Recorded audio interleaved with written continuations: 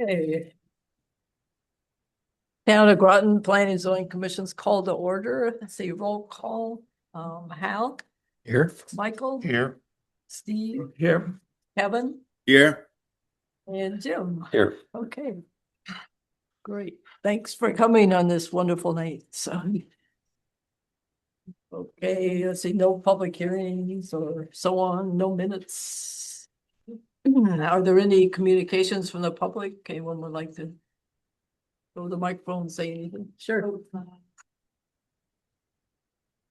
Let's turn it off. And please state your name and address for us. Tom Farrell, 34 Brookhaven Road. Hello again, it's not be ready. Was here a couple weeks ago talking about the car wash and the carnival light show provided by the Sultan car wash to all the residents of the safe road. There was some talk about the light ordinance, if it was applied to internal lights. I don't know. You know that? Sure, if you'd like to know, that'd be great. Yeah, the reference to an ordinance was, can an ordinance be developed and adopted by the council to deal with the indoor lights? So no, nothing has happened between last time in here. Is there a nuisance statute? There is nuisance, yep. This constitutes. Okay, that's, well, then the police department is who deals with nuisance. I did look at the old applicant and the application itself in a letter. And before I read parts of that, I wanted to read one part of the ordinance of 8.1-6 that talks about buffer area. And 8.16A is the purpose. So the purpose of the buffer area is provide privacy from noise, headlight glare, and visual intrusion to existing and potential residential uses.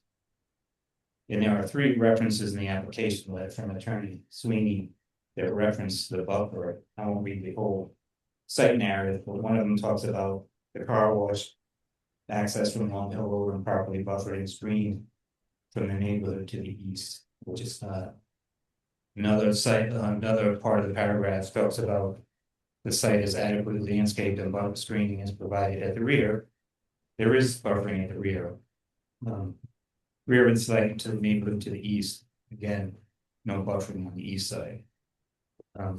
It also reads lighting is designed with full cutoff fixtures to ensure no unnecessary spillover of illumination onto adjacent properties as bonus spillover.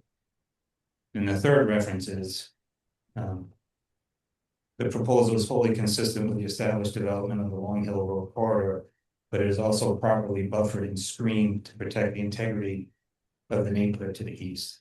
It's not at all. There's 3 references made to the properly buffered area to the neighborhood to the east, and there's nothing that was put in, nothing. And that's where the light comes from. The other part that bothers me about this application is there was no, although the owner, from what I've seen in other car washes that he's put in place, there was no mention about the intensity of the interior lighting that trespasses into any nearby building on the neighborhood. And if you also were to go back and look at its plan, the photometric design, when it shows, you can't see this obviously, I can suppose, but when it talks about Brookhaven roads, it says there's basically supposed to be 0 readings there. I'm not a designer, I don't know if it's luminance or foot candles or whatever the reading is, but it says 0. So to me, that means there shouldn't be any light in Brookhaven. I'm not sure what the solution is here. Maybe a nuisance can, complaint can be filed. I've asked the owner to either put up some kind of buffering or at least black out the windows. That way they can keep the marketing and the experience of the interior that I'm sure is part of their marketing plan, which they conveniently left out of the application. But the neighborhood shouldn't experience. Hopefully we're not talking about this. Thank you for your time. Thank you. Thank you. Okay, anybody else like to come up and say anything? All right. Okey doke. So we're down to old business. The Richards Oh, I'm sorry. Richard's correspondence. Richard's correspondence. I should put my glasses on or miss the whole agenda. Yeah, we did receive correspondence from Mr. Richards. And I think we'll defer any discussion of that till such time as we're talking about the whole topic, so. If that's all right with everybody? Would that be tonight? Are they here tonight? I don't think so. No, it was, clearly it was a letter that was sent to every commission, council, the RTM. At least in our department, we have not had any interaction with Mr. Richards. It was sort of an out of the blue letter. Okay. But it's good to know. It's good to receive that. One thing that I almost forgot, the next item. The CFPZAA quarterly newsletter. One thing that's important here, and I know Steve and I have benefited from this, but they do have length of service awards at the annual conference for planning and zoning. And it's a nice affair at, we're up in Southbury or some distant place like that. But if you think you're getting, I don't know, Steve, did you ever get your 24-year? Well, it may be if some staff could check on that. I got my 12. I don't think I'm up towards my 24th yet, but maybe I am. And Hal, I know, and Michael. Yeah, I think I'm at my 25th, my 24th. I'm on like around 22. I do be, really, yeah, that's amazing. So in case you don't, if we don't know, it'd be nice to, I guess, for everybody to know, maybe. I'm not sure how they count mine, because I think I was between zoning and planning for a little while. But anyway, that's kind of a nice thing you can hang in your office or something somewhere, the garage, whatever you say. Okay, next, we'll go on to old business then.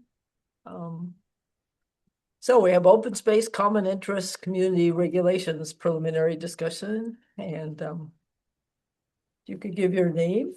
That'd be great.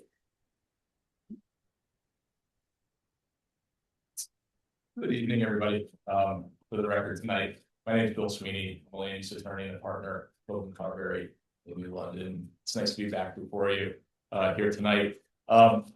This is a second workshop that we've requested on behalf of my client, E.G. Home LLC. And as you may recall, I was here at the end of last year to talk about potential for some text amendments to the zoning regulations to expand your open space development provisions. At that time, I had shared with you that my client is looking to develop a residential project in Groton with a real focus on open space preservation.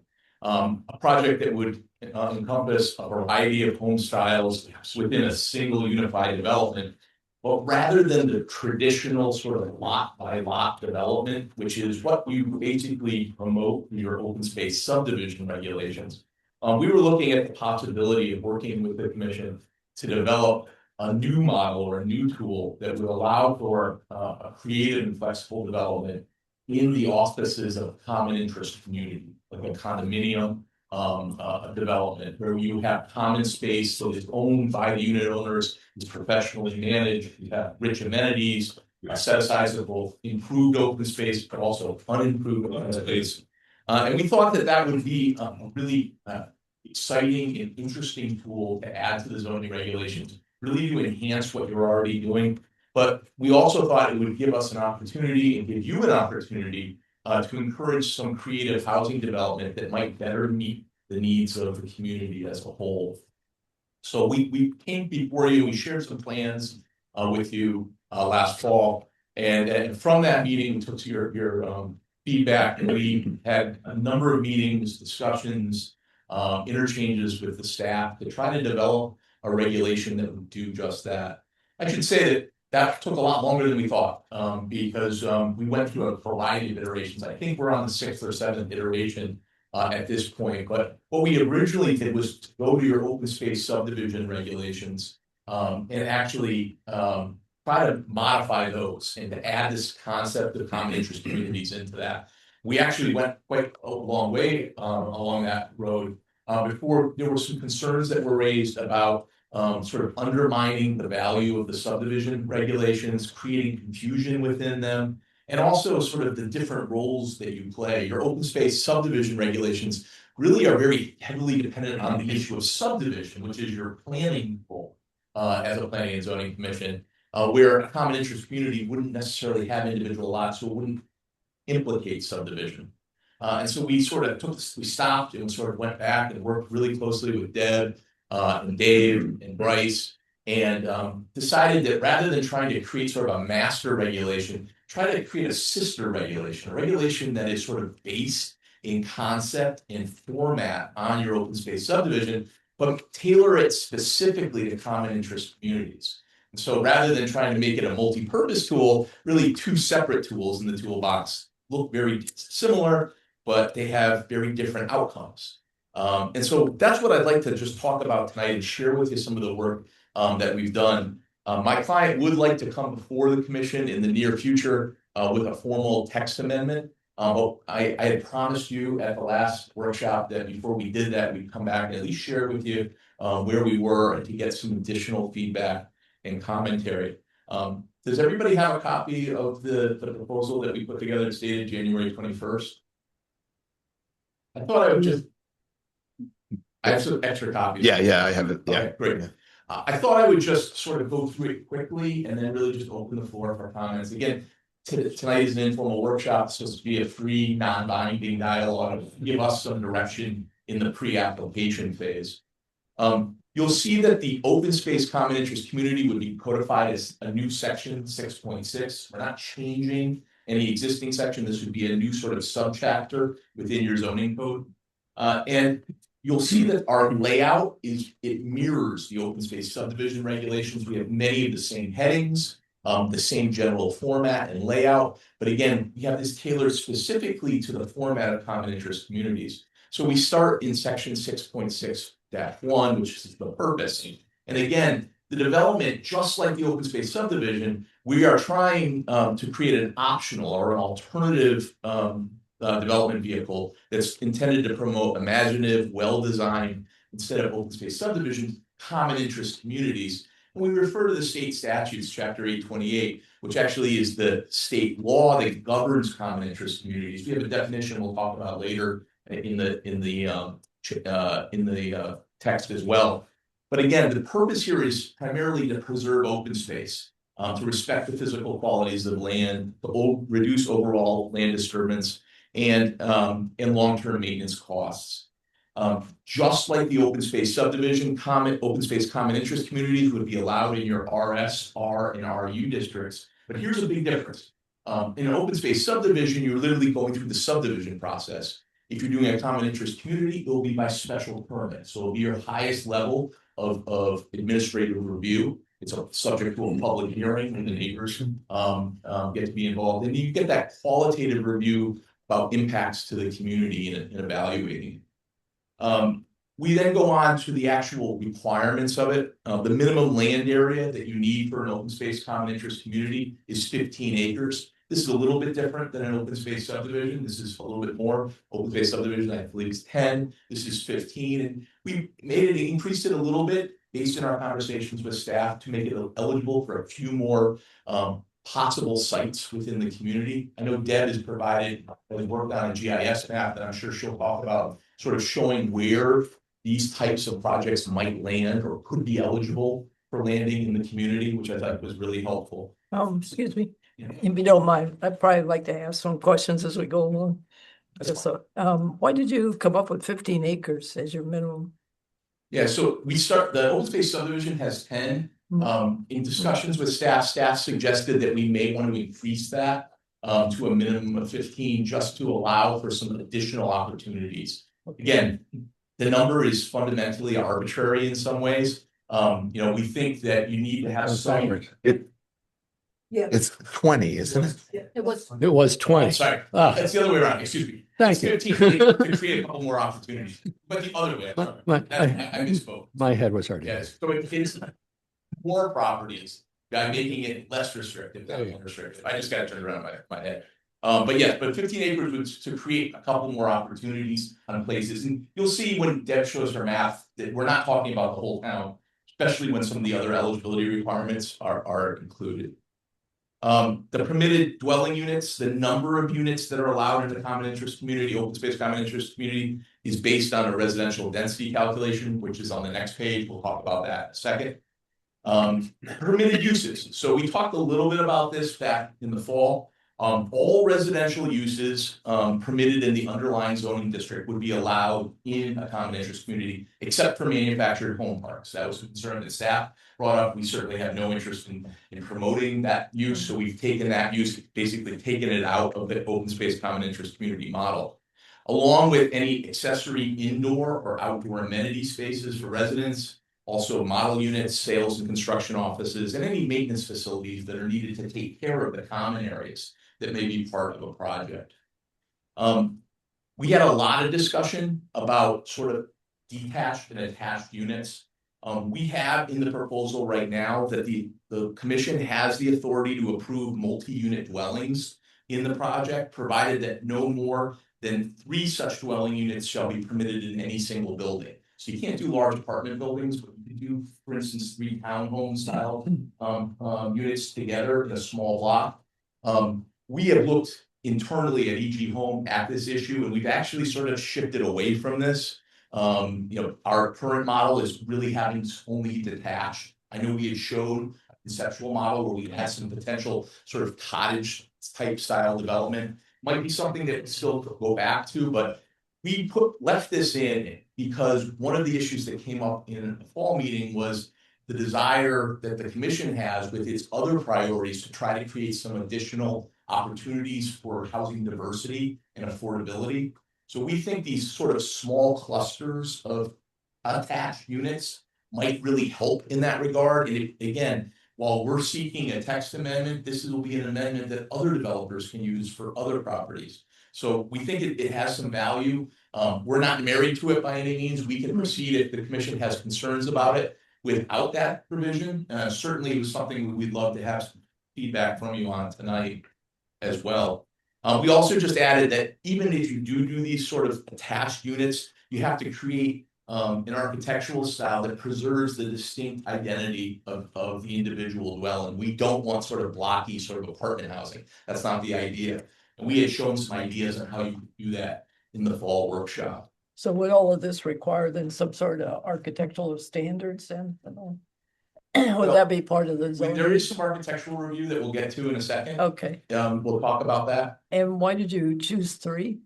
We thought it was important to keep them as small as possible while still viable.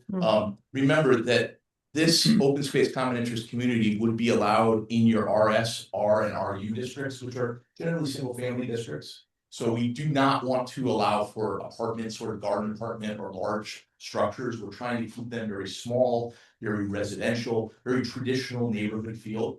We think that that's appropriate for not just the sites we're looking at, but for other sites in the community that might be eligible. Thanks. And then finally, we also, at the request of the commission, looked at the possibility of including an encouragement of accessory dwelling units, again, to add to housing diversity and to allow for perhaps more affordability in some of the projects that might be proposed. So the use of accessory dwelling units are allowed in the open space common interest community model. And they're going to encourage where they're appropriate. In some places they wouldn't be appropriate. In some places they might be appropriate. So we're at least encouraging that to allow for some flexibility in design. So example, if you had a 3-unit one, would you have an ADU with that? You'd have to. Or would you have 3 ADUs? Yeah, it might not be appropriate in that model, but if, for instance, if you had some multi-unit, like 3 building clusters, and then you had some larger single family homes, it may be appropriate to have an accessory dwelling unit attached to some of those larger single family homes in the overall common interest community. And again, the idea is to allow for flexibility, creativity, and ultimately to give it to you to evaluate it under your special permit criteria as whether it fits into the community and it doesn't have any adverse impacts on the surrounding neighborhood. In terms of minimum lot area, we did lay out some standards. This is very similar in many ways. When I'm moving on to section 6.65, this is very similar to what you do in the open space subdivision right now. There's basically a calculation of minimal usable lot area. We've included a picture that's right out of the subdivision requirements as well. Basically, we list the zoning districts where you could do an open space common interest community, and then we provided a minimum lot area per dwelling unit, and then a minimum usable lot area per dwelling unit. And again, if you look at these numbers and compare it to the open space subdivision, these are the same density standards that you use for single family development in those zones now. So we basically lifted that from the subdivision and put it into the common interest community model. Are you imagining actual lot lines for No. these? No, so And that's that's fundamentally the difference here. They're what not I lot thought, lines. yeah. So, but what we're still doing here is that you need to have land area within your common interest community to support the units there. So you're gonna take the houses and then add up all the lot areas that are required for that, provide that where the houses are. Is that what I'm hearing? It's not a lot, the unit area. What you're gonna do is you're gonna look at the lot as a whole, and then you're gonna say, if I'm doing 100 units, then I'm going to say for 100 units, the minimum lot area per dwelling unit, I'm gonna need 10,000 times 100. That's what I'm gonna need in square feet. Gotcha. Okay. And same thing for minimal usable. So you can't just have, you Yeah, gotta make sure the land is developable too. So you have to slopes greater than 25%, non-contiguous land, water courses, wetlands, that has to be taken out of your calculations for the usable lot area. So let's see if I can say this right. The buildable areas is what you're using as, in that calculation. Yeah, you have to meet both. You need the minimum lot area and then the minimal usable lot area Okay. for both. Because we had many discussions in the past about, well, my property is this big, I can't use a third of it, but I can build almost 100% on this. And it was like, we never felt comfortable. Yeah, so here we actually require a certain minimal usable. So you can't have just 100 acres and 90 of it's wetlands, and you want to count the whole 100 acres. Block. Yeah. It requires you to have that critical mass to support the project. What's I guess so then all you're gonna have to do then is to meet the minimum front, side and rear yards from these buildings, right? Yeah, so we'll talk about that in a second in open dimensional Okay, requirements. no, I'm just trying to imagine how everything, like what the advantage is as for a builder. I would like to hear that, So why it's it's really better. about the getting rid of the lot lines. We can now intersperse common area between all of the units, so we can have really integrated common greens, common open space areas. We can have boulevards, we can have areas that are in the common hill. We don't have to worry about lot lines. We can put these units, and you don't own a lot, you own your unit, and we share the common spaces between each other. And it really allows us to do some really creative things in layout and how we access the units. So it's a way that we've done development and EG's done development that allows for much more attractive sort of traditional neighborhood styles. Unfortunately, traditional subdivision design creates, in many cases, even in the open space context, sort of tract development, lot, and it's just it prevents you from being creative and really trying to use the land for how it is and work within the developable areas and then preserve really beautiful areas at the same time. If I'm thinking townhouses, I mean, there's many communities that I've been to that have townhouses, and that sounds very much, am I not speaking the same language, when they have a townhouse, Yeah, so subdivision? you wouldn't be able to do townhouses under this except for if you had 3 in a unit. You could, right now, as we proposed it, you'd be limited to 3 units that are attached.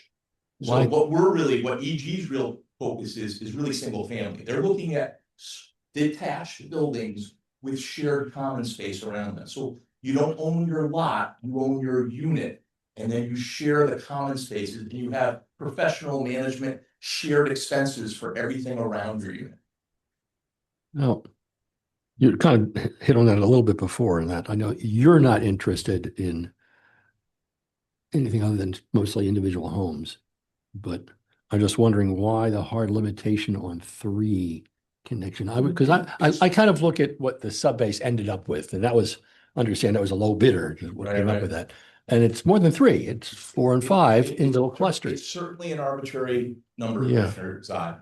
The concept, the reason we picked 3 and not 5 or 10 or 20 is because we're trying to be cognizant of where you could potentially put these types of developments. Yeah. And these are in generally single family zones. So we didn't want to create, in terms of compatibility with architecture, we didn't want to create buildings that had mass that was really out of line with what you see in single family development.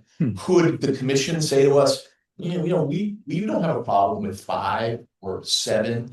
That's absolutely the kind of input that I would love to have. We tried to go on the low end because we were much more concerned about having something that would be palatable for the single family zones that might be eligible, or the properties in single family zones that might be eligible. In this case, you're starting with at least 15 acres. So we're not talking about the corner lot with houses on either side. We are talking about an area, a decent size area that doesn't need to match the single family. It just needs to be compatible and not outrageous.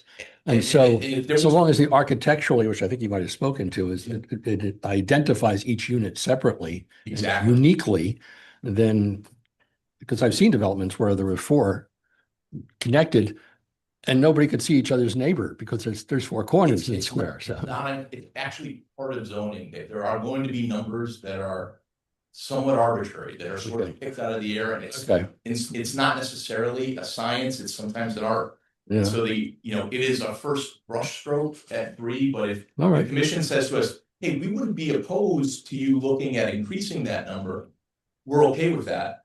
You might also say, I don't even like the 3. We're okay with that too. We just would really love to hear the feedback that you might have on that. I like the more than 3. This is DJ Well, Harrison. if you're gonna make a Yeah. comment, could you give your name and address? No, that's okay. The concept of 3 came up primarily because when we toured the historic villages in Groton and Mystic, we looked at the architecture down there that we wanted to emulate that fit into residential neighborhoods. It was often like something that looked like a big single family home that may have had 2 or 3 units in that larger structure, but still fit right into the neighborhood as what looked like single family homes, and that was our intention. We're trying to keep the unit count small so that in a single family zone, you didn't end up with big row houses. You could have a variety of housing within the development, but it also sort of still fit. Yeah, no, that makes sense to me. Yeah. We're not trying to put 12,000 square foot buildings in residential. Single family zone. Single family zone. How- That was the thought process. Yeah. But we're already identifying this only works where you start out with at least 15 acres. Well, So this isn't infill housing we're talking about. Well, and we're gonna get to, there's other eligibility requirements too, so. Okay. But just to go back, one of the things that was important as well is that,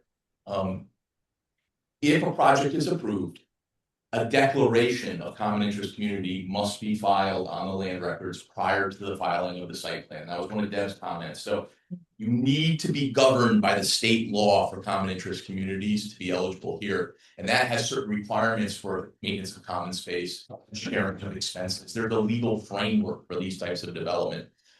And Deb was pretty adamant against it about that. And I certainly agree with her on that point. So that's also added right after that table, that requirement. Oh, Kevin? Yeah, go ahead. Sure. I just had a couple questions as Attorney Sweeney was going around. So when you speak open space, is there a definition that you're proposing that is a percentage, say, of that 15 acres? Yes. Okay. And what Yeah, is I'm that? gonna get to that. That's section Okay. 667. I'd be happy to, we're gonna talk about that because our definition differs a little bit from the open space definition for open space subdivisions. A little bit Great. more broad, so. And my second question is, are there analogous towns and cities that have adopted something similar in Connecticut? Yeah, I mean, just next door in Stonington, for example, Stonington in certain single-family zones allows what they call attached housing developments and detached housing developments. The enclave at Barn Island, which is one of EG's projects that they're finishing up. This is on Greenhaven and Mary Hall. Is a Sure, great yeah. example of that type of development. So that is based on a common interest community model. And it's extremely successful. There's tremendous demand. We do a closing every other week for them, for the enclave. So yeah, there are examples not just in Connecticut, but literally the next town over. Yeah, and the last question is, because I did a little research after the last meeting, is I understand that Connecticut, the alignment with the Connecticut Act, I'm sure Deb's going to cover that in a second, but also where I have seen this extremely successful is in Virginia, which is looking for a great deal more density. And they have actually like a review board, or they have a board that governs fees and everything else. Is there any analogy with that within Connecticut, or is it simply the alignment with the Connecticut Act?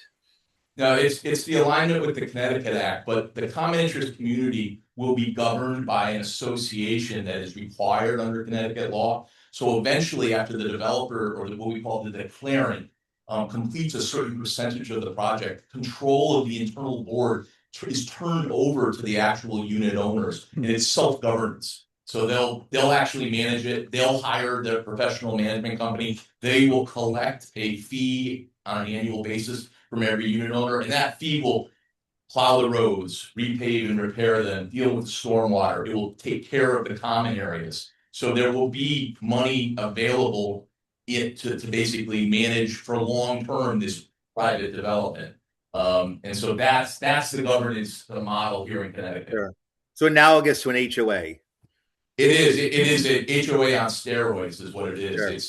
It's with much higher standards, public offering statements, the ability to lien unit owners who don't pay their share. There's actual rights for the association. There's also obligations to hold insurance, to have actual liability insurance for the members of the board. So it's fully structured, and this model is not new. I mean, the common interest community model has been here for decades here in Connecticut, but it's traditionally been used in sort of your traditional townhouse condominium style developments. Right. What we're looking at doing it is really bringing it to the detached housing market, so that we have these really creative developments. So many people want the detached living opportunity, but they don't want to take care of their yards. They don't want to plow the snow. They don't want to cut the lawns. They're willing to pay somebody else to do that. And so this is a model that has a lot of attraction to people. I know one of the great things about the Enclave project is we get a lot of people from this area who are looking to sort of change their living arrangement and move from traditional lot development, living to these where they still have their own home, but now they have these amazing amenities and everything's taken care of for them. Great. That provides a better basis for me, which I didn't have. Thank you. No problem, Kevin. Thank you for the question. And in section 6.6, 6.6-6, dimensional and building requirements. What we did here, what's important here is common interest communities are going to be, a common interest community will be on a single piece of property. So we're not going to have individual lots. So things like front yard setbacks, side yard setbacks, rear yard setbacks, they apply to the whole lot, not to individual house sites. We have some additional language about separation of actual buildings a little bit later in the regulation, but these are really, really minimal requirements for the land area, and they are literally lifted from the open space subdivision requirements. So that's just a mirror of this. Same standards for the different zones. When you go from NHC, these are very, very low standards. This is what's for subdivisions. Remember, you're going to be developing on a single lot here, not multiple lots. Section 6.67 is open space lands, and this goes to Commissioner Fithel's question. Like the subdivision regulations, 20% of the land area has to be set aside, designated for open space. It's different though than the subdivision. Your power to take land from the subdivision comes from the state subdivision statutes. This is coming from the actual special permit process, is a dedication of land. So it's a little bit different. Instead of just unimproved open space, sort of natural areas, in our discussions in the fall, we talked about the idea of allowing the 20% to be both improved and unimproved common open space. And it could include things like active recreation areas, like playgrounds, sports courts, ball fields, but it's also passive recreation areas like community gardens, park spaces, and other small parklets that are at least 50 feet in width scattered around the development. We absolutely expect there will be unimproved open space too. In fact, I know my clients have a piece that has some really beautiful unimproved open space that will create connectivity between already protected space. And unimproved open space could be dedicated to the town of Groton at the discretion of the commission as well. Here, the idea is it's still 20% of the land has to be set aside for open space. We broaden the definition so it doesn't have to be kept in its natural state. It could be, as part of the proposal, at least that 20% could be for improved spaces like recreational facilities. Is there, I wasn't sure, so is there an exclusion? Because typically when we say the open space that we can then grab, we can take some. This sounds like if you're going to do this kind of community, that should exclude fee in lieu of. It should be part of the project. Yeah, so you couldn't use fee in lieu of. Fee in lieu of is a statute that connects only to subdivisions. Okay. So again, this is part of, I think, was Deb's argument that when we were trying to merge the open space subdivision with this, it was sort of a bastardization of the subdivision. And we had all these conflicts, like, what do you do with fee in lieu of? Because you can't do fee in lieu of. There's no vehicle to do that for a non-subdivision. So Deb was right. And we followed her direction and we really went with this sister regulation. So no, fee in lieu of is not an option in this situation. Right. You have to dedicate the space. The big change here is that we could count improved open space. One of the things that we're thinking about is there might be areas, we're thinking about outdoor amenities, we're thinking about common spaces for the development that are improved, sort of open lawn areas, community gardens, things that are integrated in the development that aren't development per se, but they're really beautiful open spaces that are built in to the project itself. You might remember we had a sort of PowerPoint presentation in the fall, and we had a land planner for the project come in. And he was talking about some of the beautiful sort of gardens and outdoor landscaping areas, places, third-party meeting spaces where residents can congregate to get to know each other. They can have picnics, they can walk their dogs. Just they don't necessarily have to be unimproved open space, which is what you typically see in the subdivision context. So we think this is a little bit more creative. Somebody could come in and propose setting aside 20% as unimproved. That's possible under this regulation. There's a beautiful wetland complex with a forest that we want to preserve. This just allows the flexibility to work in some improved open space as well. If there were unimproved, it's private property anyway, right? So the public outside of this community won't be able to access that. Is that correct? Well, what I wrote in here is that unimproved open space may be dedicated to the town of Groton at the discretion of the commission. So I think it would leave open the possibility of creating public opportunities in the unimproved portion. I know my client had great concerns about making improved space public. That would be problematic for us, if we had ball courts and things like that. But the possibility, I know for instance, in our project that we're looking at, there's a great swath of land that's going to be unimproved that has got some critical wetland areas, and most importantly, it has connectivity between publicly accessible open space. Right now, we have the possibility of basically allowing the public to move through our property and connect between these two already protected areas. We'd like to work with the commission on that. Yeah. And so I think the issue here is we'd like to have both count, but we'd like to have them treated somewhat separately. The improved areas would remain private. The unimproved areas could have a public component. Yeah, I have a real problem with this section for a lot of reasons. I think you're really dealing about something different here, and I don't have a problem with that. I just think it needs to be defined differently, perhaps. Something like improved green space or something like that, because I mean, it's like the old thing that if lawns, et cetera, were open space, the town of Groton would have like 75% open space, Right. instead of 30. And it just gets into problems with maintaining, and the town of Groton, I think the last thing they want is little bits and pieces of swamps and wetlands and stuff. And it's a question of who takes care of the invasives, because then your retention basins and all don't function like they should, et cetera. As we know, but I think we ought to think about getting away from this open space, like it has to have open space, because Mystic Way and some of these others I've looked at, it's a disaster. You know, people can't use it because they can't walk through it. You know, the paths have been totally, and who takes care of it? I mean, there's just so many issues with it. I wonder if we couldn't come up with a simpler idea. And I know a big design like this will want certain areas to be, you know, community areas where people go out and talk and stuff like that. That's fine.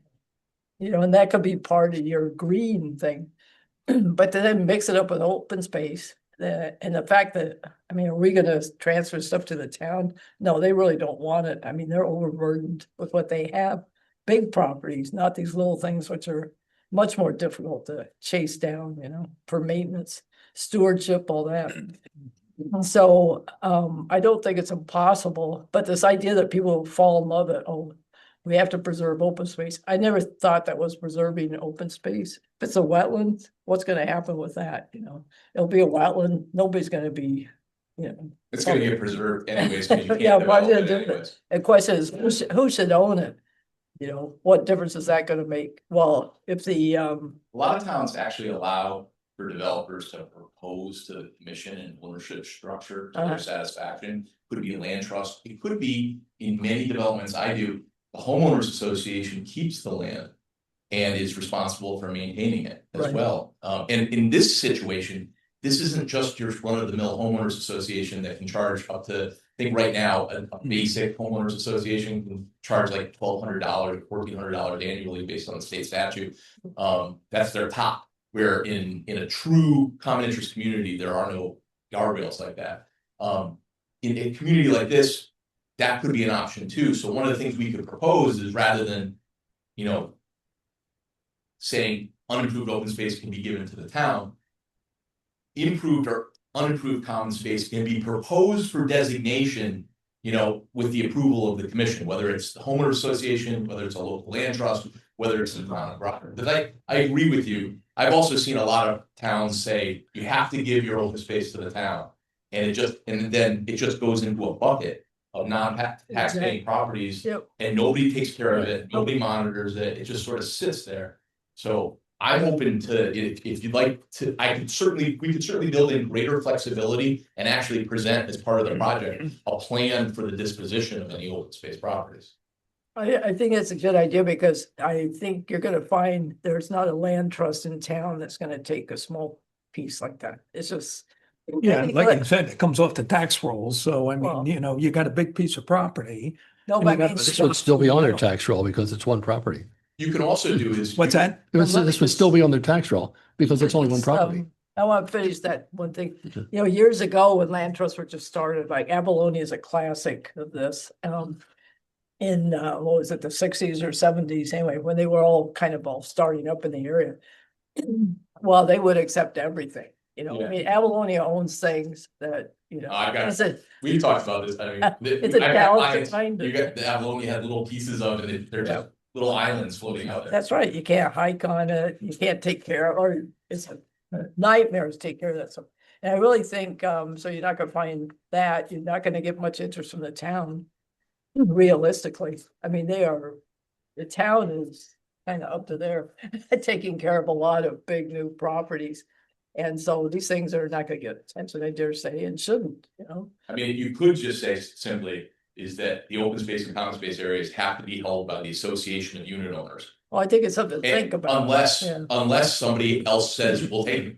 You know, it's sort of the default position. Somebody that could do something to the satisfaction of the owners. I mean, the problem is if nobody manages it and say that, heaven forbid, they get Japanese knotweed popping up. Right. All of a sudden, the homeowners are gonna have it going up their foundation. You know? And again, I think we have to look at this on how it would apply to all the potential properties, but I know on my client's property, there is an actual value to connectivity between two existing open spaces, so I think the town would be interested, maybe not in the whole piece, but at least that connectivity. And if we could build in language in this that would allow the commission to say, hey, maybe you don't give the fee, but maybe you give an easement. Yeah. And that might be a way to give the value without sort of the obligation. Are those things that could be handled at the special permit level? Yeah, if I write this correctly, and I think I can, based on the comments I'm hearing, I could create a flexibility in this section that the developer is obligated to propose a plan for the disposition of the open space set aside. Yeah, because we're kind of, I mean, what I'm having trouble with is, I mean, I can see on the map where you are Yeah. proposing this, but then I'm also looking at the other map that you provided with all these other parcels. It's an overlay Right. zone, right? So it's something that could be anywhere. And if somebody were to combine two parcels together, Yeah. they could create one somewhere that we're not even aware of at this Well, moment. and what I like about, if I can make it more customizable, you guys have the job of thinking of not what I'm gonna use it for, but what's the next guy gonna use it for? And there might be a property that's literally just 15 acres, and it may have completely different attributes than the piece I'm looking at. And it may make sense, there may be a critical area that's right next to Avalonia land that makes sense to give that piece to Avalonia. No, absolutely. Or- Definitely true. No, No, I mean, Yeah. whoever. or maybe it's next to his town property, Yeah. it would make a lot of sense for the town to take it in that case. And if we can build the flexibility into the regulation to allow for all those possible scenarios, gives you the power to say, yeah, that's a good plan, or we'd rather not have you give that to land, keep it in the homeowners association and just give us an easement to cross over it. Yeah. Or a conservation easement and preserve that, that area we don't want developed, we want it kept in its natural state. I think I could write something in here that would add enhanced flexibility in that regard. Well, I think the thing you should do, and I know this may sound a little crazy to some people, but I think the thing that would be very helpful is to have like a trained, say, botanist or something, have an environmental study of whatever that open space is. And because when you get into wetlands and stuff like that, chances are you're getting some rare plants, even in Groton, we have tons. But if you had an assessment of it, you'd have a better idea of where it should go too.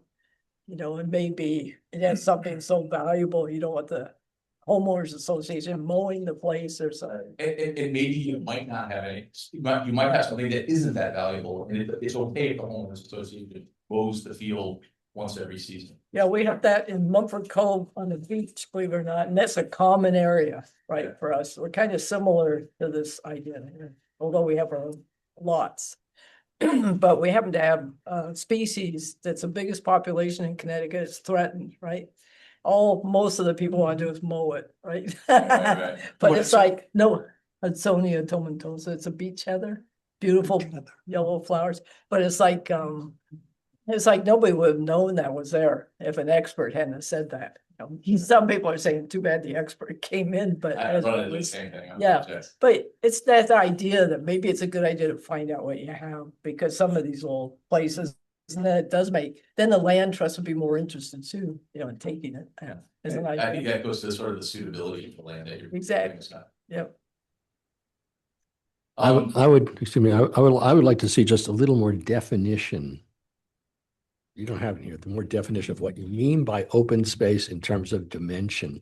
And I say that because if you've got, picture if I've got a ring road and houses all around it on one lot, Yeah, then you could say that from the back of the windows of the houses, all of that's now open space. Mhm. And that's not what we're thinking of when we say open space.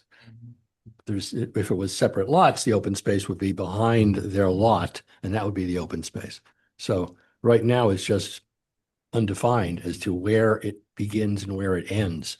So you get to 20% by just saying, well, if it's grass, it's open space. Sure. And Well, we're also with this accepting the idea that a tennis court is open space, right? Yeah, I mean, that's what we proposed. We thought, because we think there's an opportunity for some recreation spaces.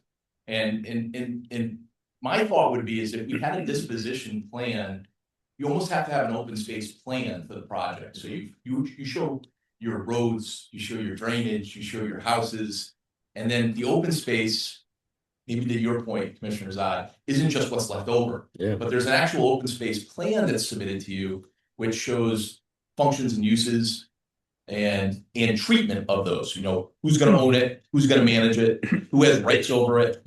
And so that you can then evaluate it and say, hey, your open space area goes right up to the back window of this house. That's not open space. That doesn't make sense. Right. And it gives you the ability to sort of, in That's the right. special permit world, to say, no, that's not gonna work. Yeah, but it could easily be defined and say Yeah.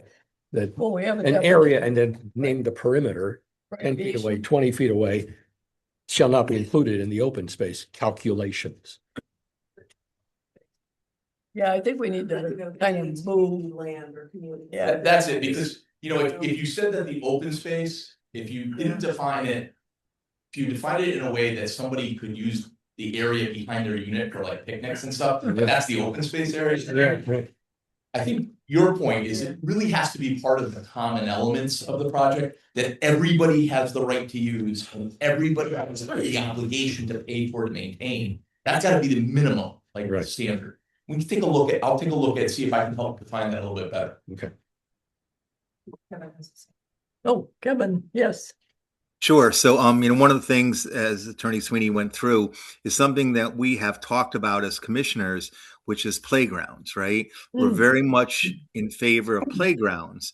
So I think it's actually a good idea to ensure that is part of this, because it's town recreation, non-managed playgrounds. It's HOA managed playgrounds.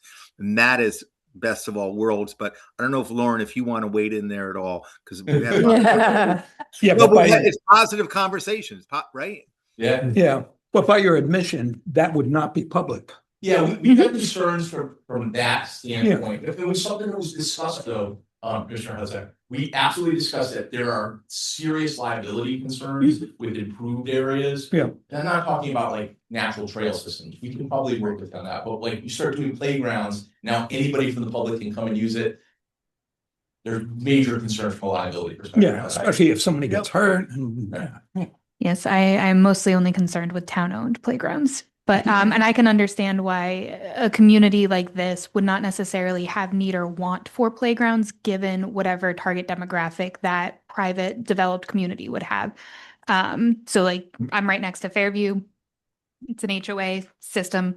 They're only now just putting in a playground because people want their grandkids to visit and they're expanding a little bit, but it wouldn't have made sense, off the top of your head to think a 55 plus community needed some slides and swings. I mean, I think you still can find joy at all times in your life. But yeah, I don't think that we should be so restrictive to say specifically any kind of playground in a community like this. Active recreation, even, you don't have to go that far. if you Yeah, don't want to. and I think the playgrounds was an example. Yeah. Because there might be things Sure. where playgrounds Makes sense. make sense. The other thing, just to your point, I think is important is for every private development that creates a playground, that takes a little bit of stress off of the playgrounds that are for the public where people don't have a playground on their own property. So I think it's good to have those types of amenities because I know Groton struggles with having enough recreation space for its residents. And I know certain areas of town, it's a bigger issue than others. Yeah. And so I think to the extent that we can privately provide recreational opportunities on the site, I think that just takes pressure off of, the burden of the municipality to provide it. Yeah. And that's I the don't conversation completely wanted to agree, have. but sure. I just wonder if, oh, I'm sorry, Kevin, do you still have something? Yeah. No, that was the conversation I wanted to have for us to talk this out a little bit. So go ahead, Hal, sorry. Yeah, is that maybe the playground part of it is one of those little exclusions that is one of those things that if you want to build it, you should offer it to the town. Because we want to have a playground at these places, and it'd be impossible to have unless you have 6-foot fences around it and key card access, which seems outrageous. If you're going to do a playground, great. Most of these other developments have a playground of some sort, and everybody's invited in. That's only good if if it becomes part of the town. It would still be, in my neighborhood, we have a playground. Everyone thinks it's our playground. It's not ours. It's a town playground. Sure.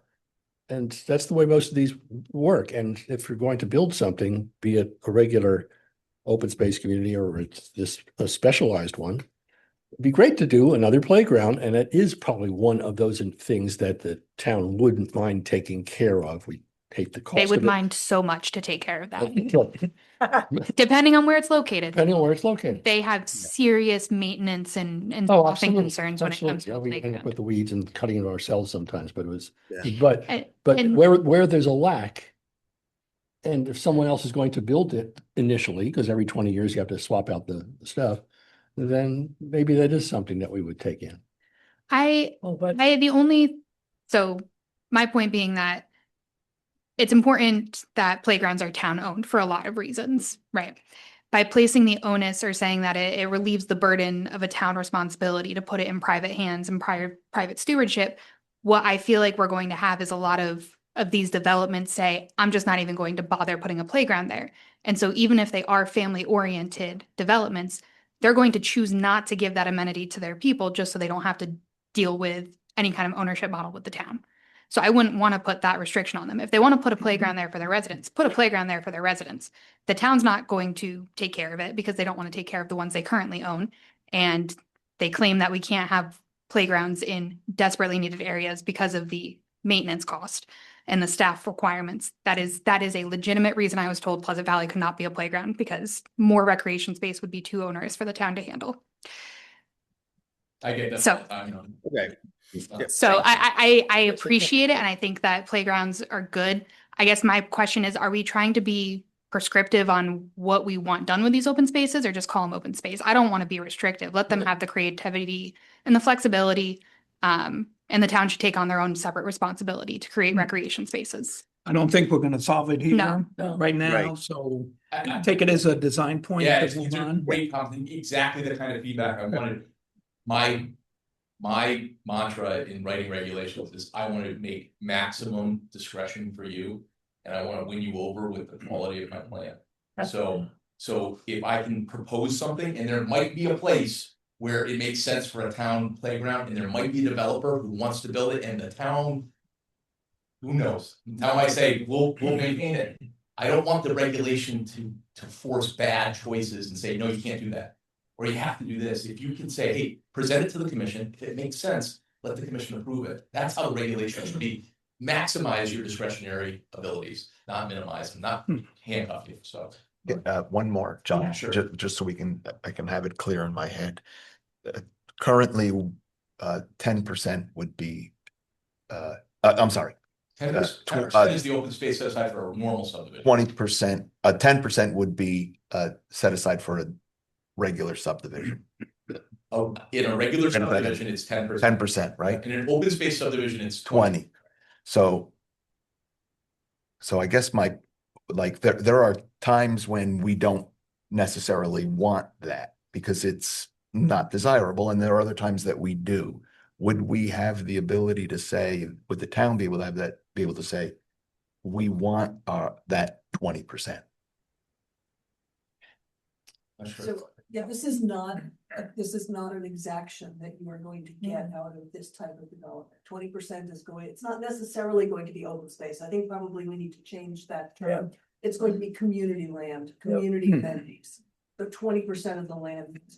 Common use land, whatever. Common Use, yeah. Yeah. Common use is a good idea. Privately held though. Privately held. This is not subdivision. That's right.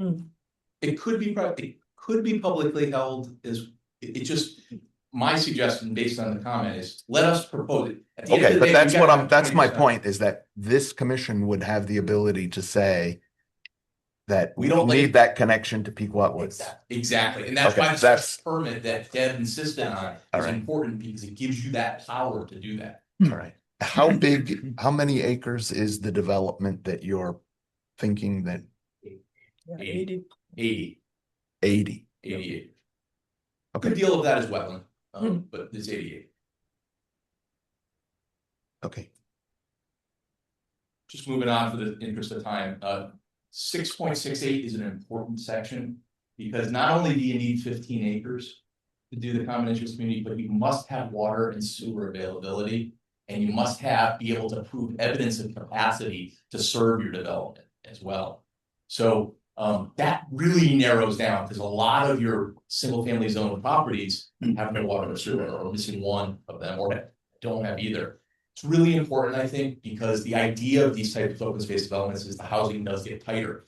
It's built on less land, it's less of a development footprint at the end of the day. You don't want to get involved in issues with well separation, septic suitability.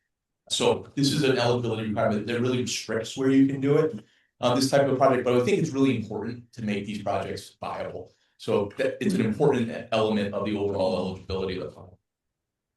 We move on to the next page.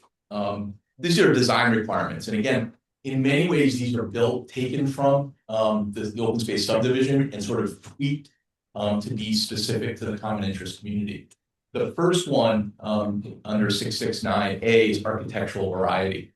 So one of the things is we want a variety of architectural styles and dwelling unit sizes. We don't want sort of row house and every house looking the same. We want variation between to create that traditional neighborhood feel. The commission will look at the size, the scale, the massing, the proportion of building, the materials, the colors, the textures, the features, and that should reinforce traditional neighborhood design. And most importantly, from our perspective, a distinct identity for every dwelling unit. We don't want this to be cookie cutter tract housing. That's what we're trying to avoid. Detached dwelling units must be separated by a minimum of 10 feet from the side edge from one building to another. We don't have sort of the typical lot setbacks, but units have to be at least 10 feet apart. Or buildings have to be 10 feet apart. So if you have multifamily, you'll have 3 units in a building. We have foundation plantings. This is a requirement right now in your open space subdivision. We've added, you need 6 foundation plantings per dwelling unit. Each has to be, and we should try to encourage native species where appropriate. We also have provision for shade trees, again, borrowed from your open space subdivision requirements along streets and in parking areas, whether they're public or whether they're private. The removal of existing trees should be minimized where that's possible. We also, because we don't have lot lines, we're suggesting a minimum of 1 shade tree per adjacent dwelling unit is required to be planted along the side or rear property line. All the trees are removed in that area as part of the project. And again, we're going to promote and encourage the use of native species.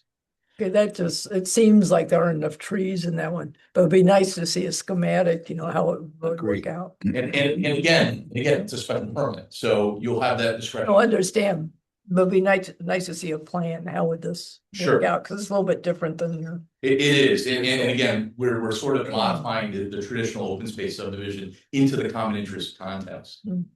Driveways, so we have the standard. What's different here is we don't have individual driveways for individual lots. We're going to have a single main access to a town or state road, and then we'll have private individual driveways for each of the units. So we have a different standard. The main sort of access drive would be governed by section 8.212B. And then internal to the project, internal to the lot, the individual units must have their own driveways that meet a minimum standard that's already set in your regulations. We also, as you might remember from fall, we're encouraging the use of alleyways and alternative access points to dwellings. The idea of having the alleyways behind units so that provide that access. You don't have the garage being a prominent aspect of the development. We want really people for side loading and rear loading of cars so that we can really focus on the architecture of the buildings themselves. Are there sidewalks in this? Or did I miss it?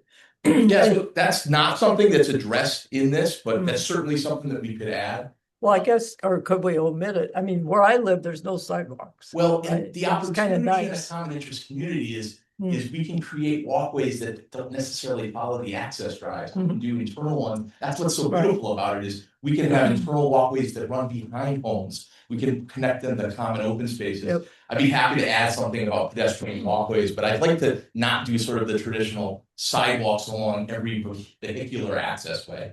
But there should be ways to move pedestrian-wise throughout the development. It's a great comment. No, I think it would be good to reduce sidewalks. Yeah. It's an opportunity.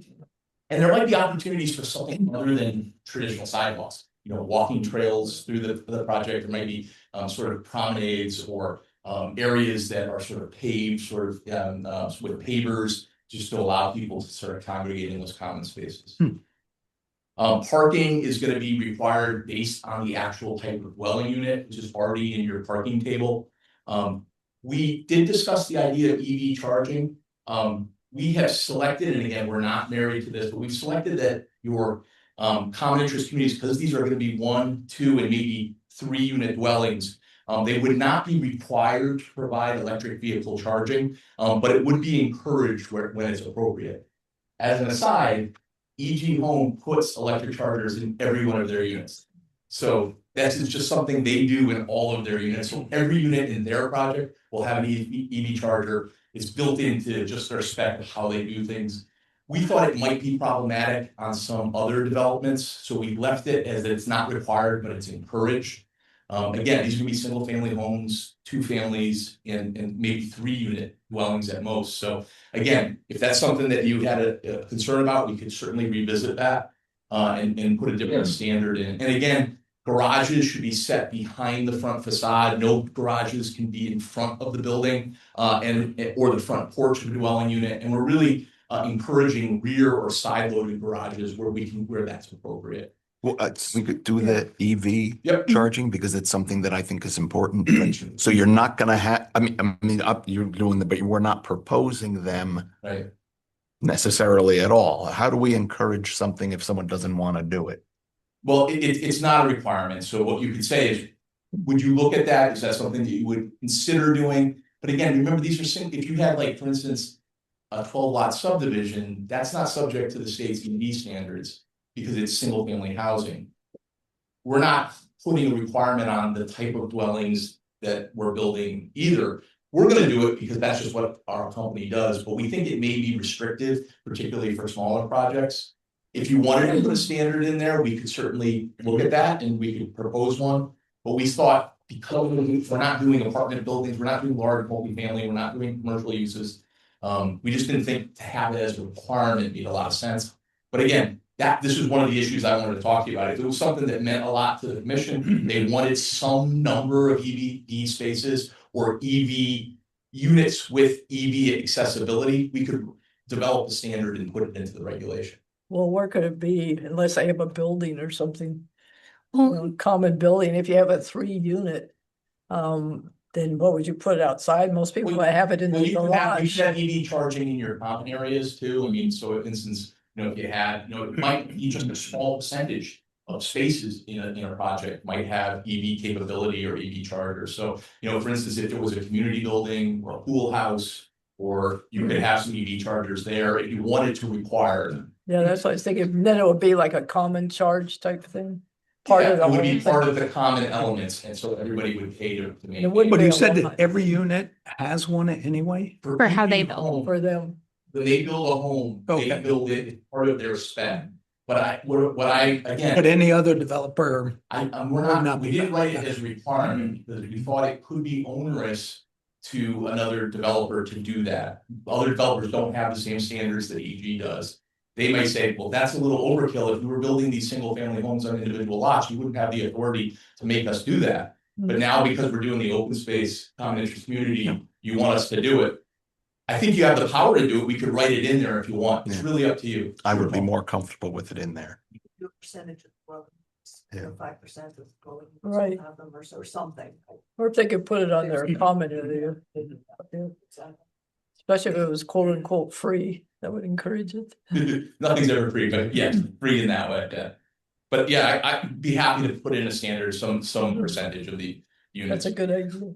So I recall from the last time you folks were here, we had some conversation about more of like mixed use kind of retail uses in some of these spaces. And so when I'm thinking about this, I'm thinking like if you're going to have on the corner of your lot like a little coffee shop that hopefully you'd want people in the public to come patronize so that you can make a little bit more revenue.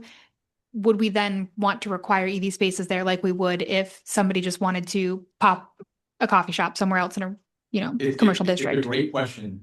The regulation as it's written today does not have that commercial element. And it was something we discussed. It was one of the ideas we were floating around.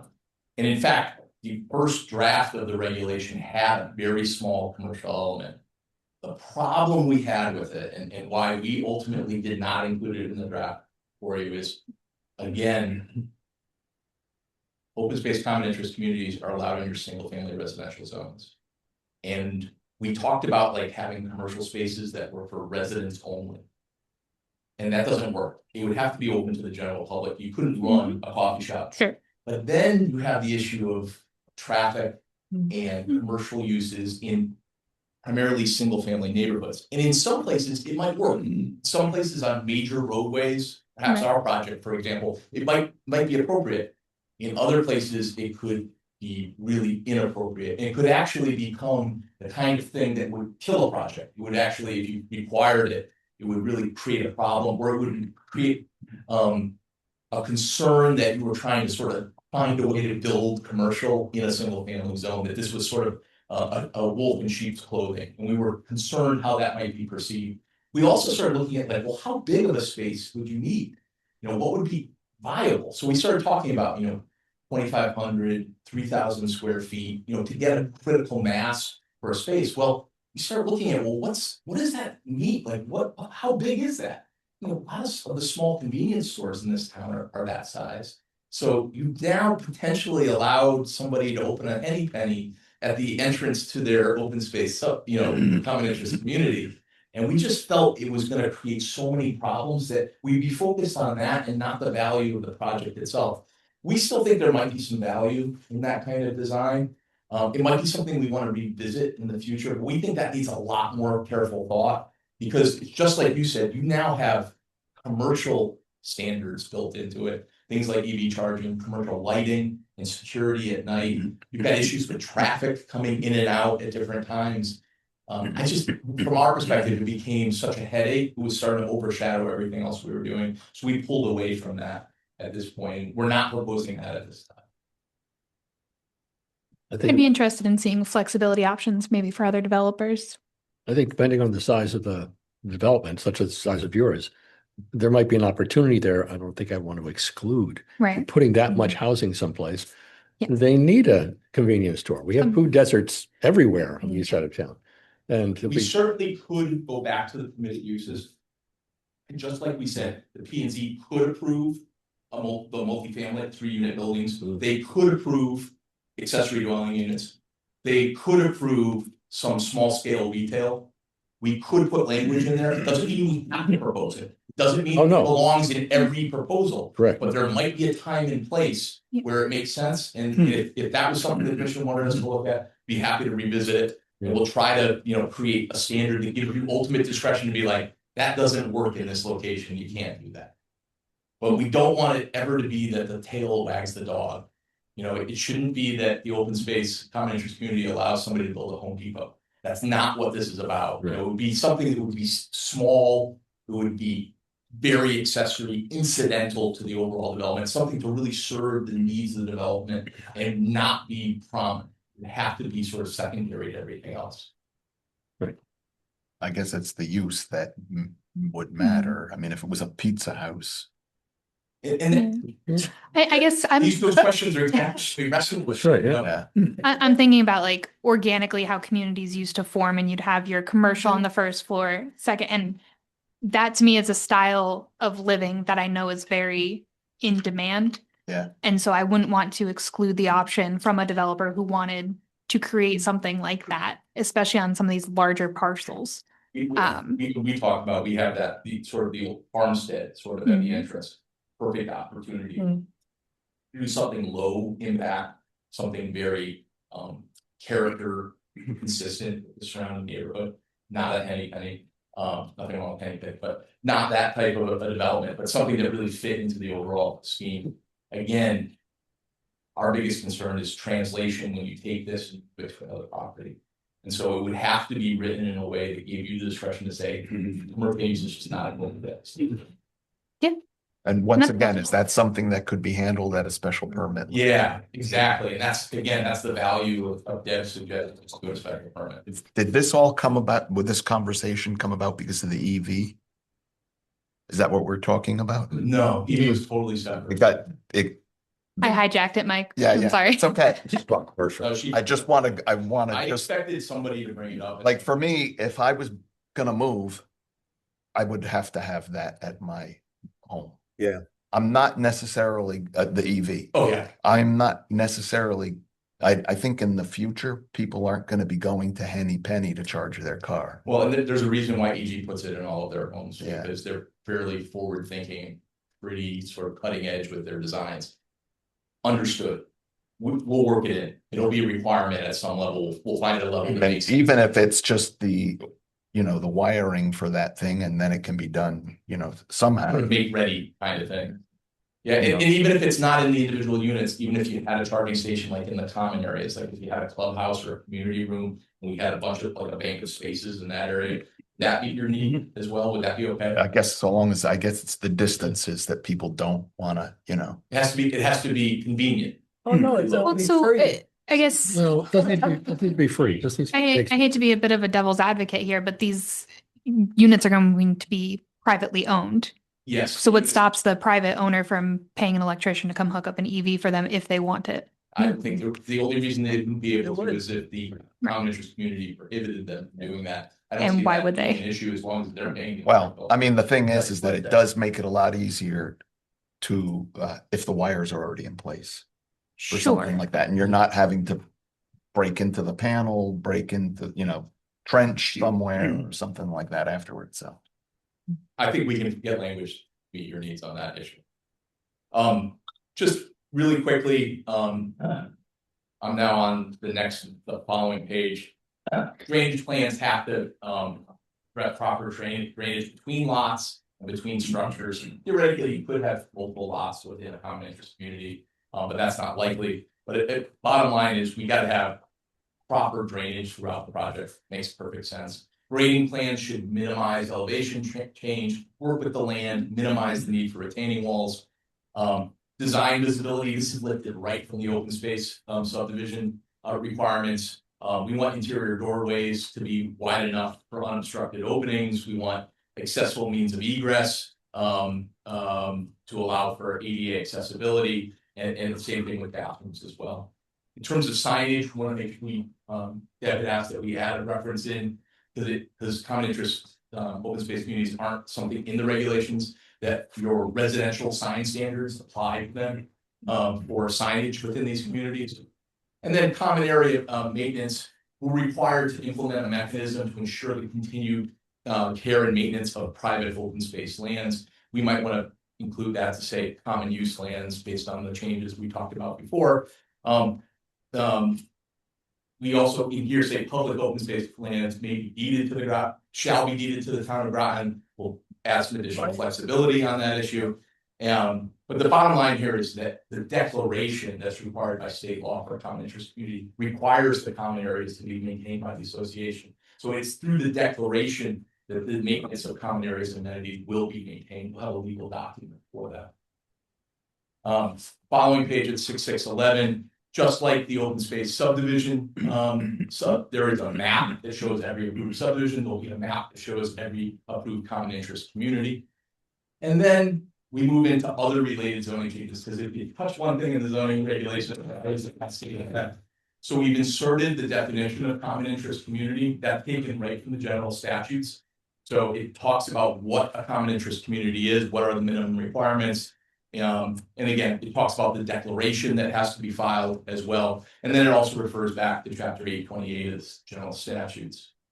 We've also modified the definitions of dwelling, 1-unit dwellings and 2-unit dwellings, because you have that requirement where you can only have one dwelling per property under your regulations right now. If we're going to have multiple unit dwellings, multiple dwellings on a single lot, we need to at least allow for an exception to the typical standard that you have in those definitions. And that's also in section 422G, no more than one principal building on a lot. When you have a principal building, Yeah. Is there a limit to the, so if you had 3 units and they were 5,000 square feet each, Yeah.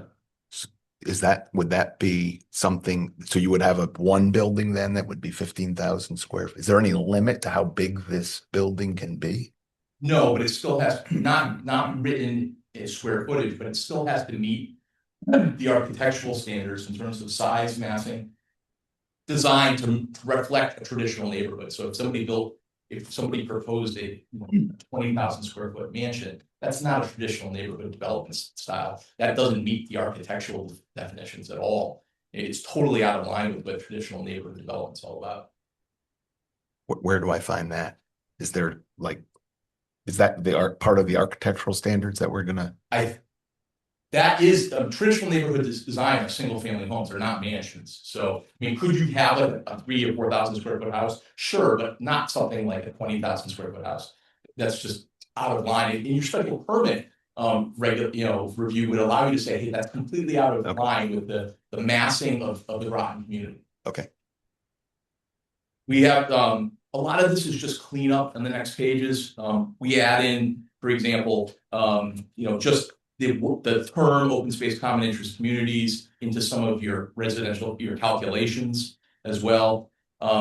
We did one issue, and I just flag it because I know it's an issue for Deb. Deb had expressed some concern about whether your water protection resource district regulations apply to these communities. Single family and two family homes would typically be exempt from a review under the WRPD.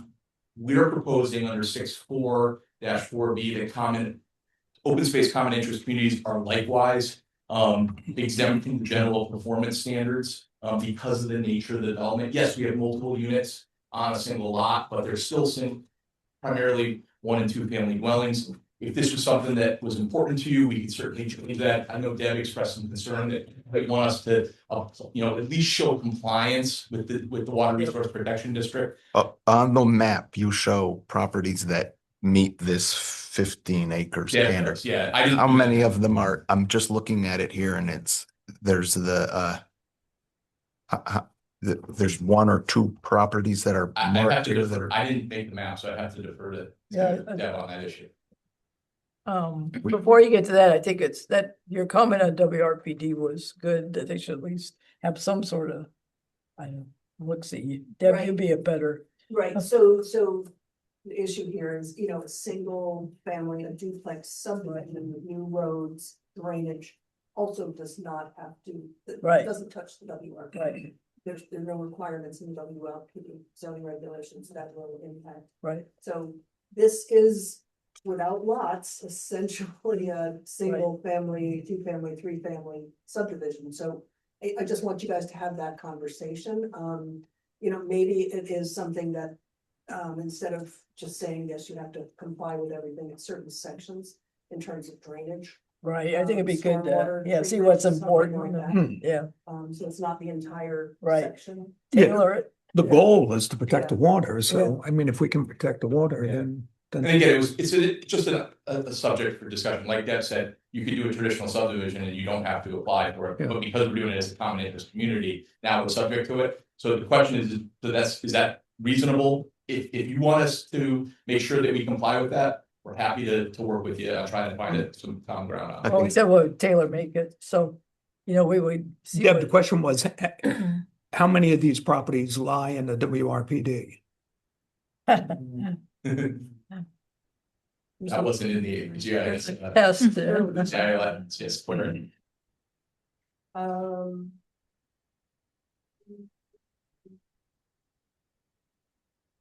Five. Okay. Okay, enough of yeah, that. enough. Stop. Yeah. All of this, right? 1, 2, 3, 4, 5. I know we haven't gotten to the map yet, but do not consider this a definitive map of where these types of projects could go. Okay, Well, and good. also they can be combined, right?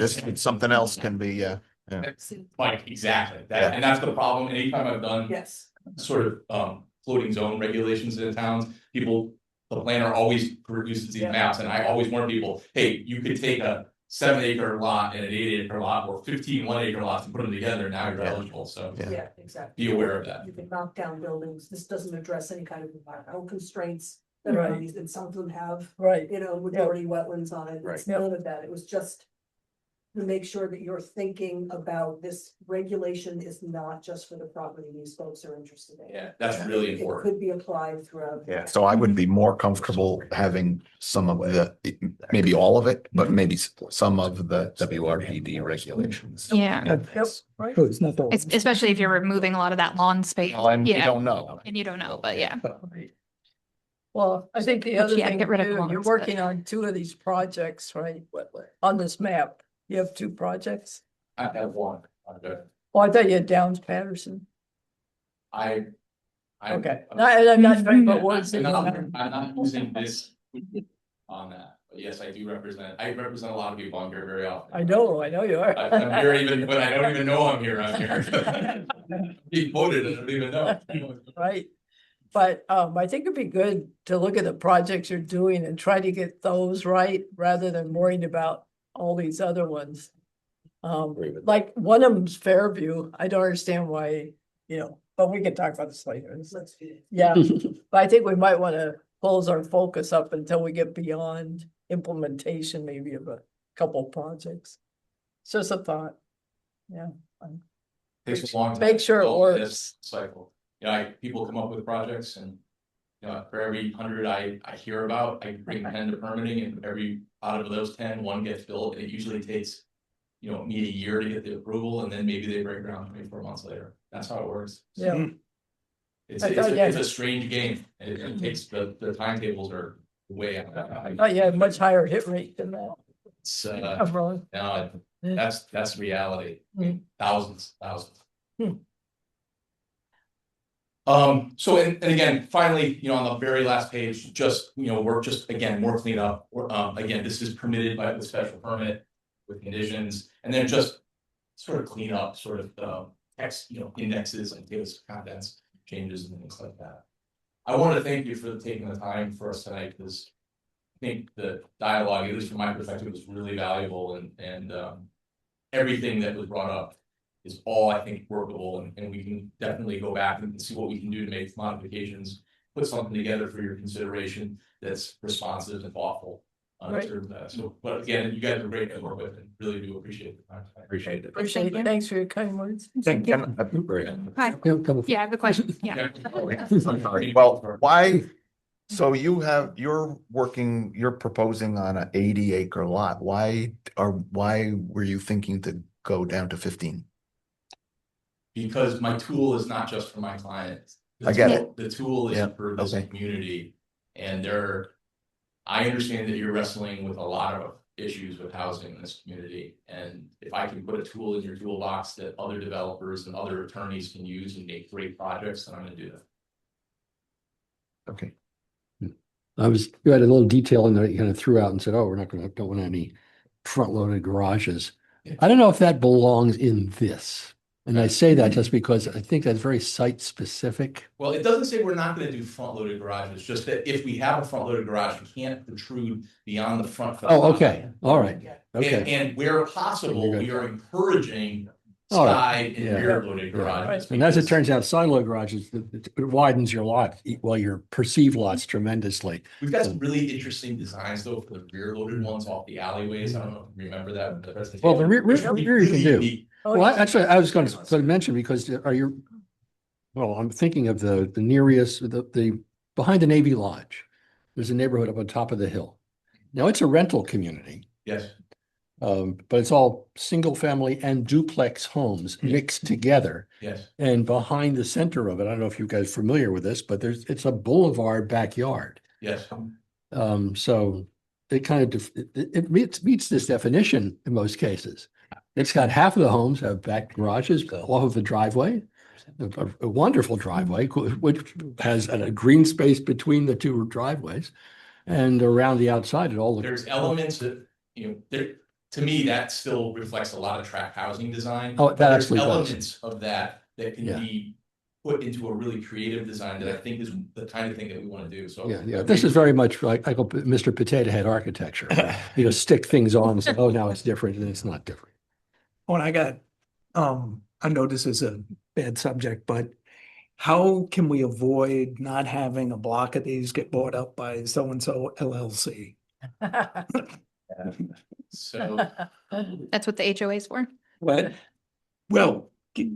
legally, Yeah. legally, we wrestle with, half of Gravel Street and stuff. Everybody's an LLC now because it's Airbnbs. Mm, Yep. yeah.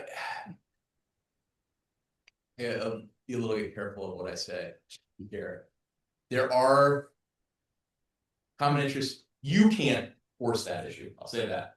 But the declarant in their common interest community documents have the ability to put restrictions on the alienability of units. That means who they sell to and whether units are rented to third-party individuals, put on Airbnb. Mhm. You don't have the power to tell. Well, we somebody actually made it in our regulations that if you are going to be an Airbnb, that you have to be the owner by living there 6 Yeah. months out of the year. But you can't tell somebody that they can't sell it to a limited liability company. Right. The developer could put a owner occupancy requirement on homes. Mhm. They could do that. I would say that could be a decision that they make. But it's difficult, and this is an issue that many communities throughout the country are dealing with. Entire blocks are bought up by large investment firms. It's something that we're wrestling with as a country, and I understand the concern about it. Yeah, think about it, because I can say this. My firm, I don't personally, I have other people, my firm, but my firm does all closings for these guys. I can tell you, 'cause I see the closing sheets because I'm, one of the managing partners. They're not selling to LLCs. That's not our market, but yeah, somebody else might. The LLCs it's not a problem, LLC, who owns it, it's the use, right? That it's being used for other purposes then. I mean, Yeah. because it could be held by a family trust or something else, right? Yeah. The ownership isn't the You problem, I understand. think. Yeah, it's And not. that You're talking that- about like they turn into basically little hotel rooms. Yep. Yes. Yeah. But you have a short-term rental Yep. ordinance, Yep. you deal with that. Yep. I'm not gonna comment on that. Regulation, we don't have We don't have an ordinance. Regulation. Yeah, we Right. wish we had. We wish we did. I have half my clients who love them and I have half my clients who. Oh, yeah, this So room my was position full. on it is- I can take no position on it. Right. Yeah. I have a question. It's more directed, I guess, to staff because the comment was staff wanted to remove the manufactured homes and mobile parks. Could you talk about why? So their new mobile home parks are not allowed, period, Okay. in town. And so this just adds it. When you look at the allowed uses in a residential community, in the a residential zone, in the regulations, mobile home parks are there. And they're residential, but we wanted to reinforce the regulations that says new mobile home parks are not allowed in Groton. If this commission decides at some point that they do want to allow new mobile home parks, we would change that. I guess my concern is turning on, and this could be a definition or vocabulary thing, manufactured homes, because tiny homes, all of that, things you can get from the Sears catalog and Right. drop on a lot. I would think that would be attractive both for affordability and density reasons. Right, and that was not the intent of this. It was not the intent to not allow, manufactured homes. Don't that they have have a pieces. position for mobile manufactured Yeah, home yeah, parks? right. Yeah. That's a Right. different term. Okay. So I want to be careful because I think that would be an option I would want to leave available to developers, because as beautiful as this proposal might end up being, a lot of us balked at the idea of a starter home now being $400,000. Right. And having a manufactured thing. Yeah. So having those manufactured homes might be able to kind of bring that cost element down. So I want to be careful Right, about right. what we're disallowing. That was not the intent to. Okay. prohibit. But does Is it it read that way? That's my concern. When this finally comes through, is it going to read that way? No, it will reflect the definition of what a traditional mobile home park is. Thank you. Yeah, because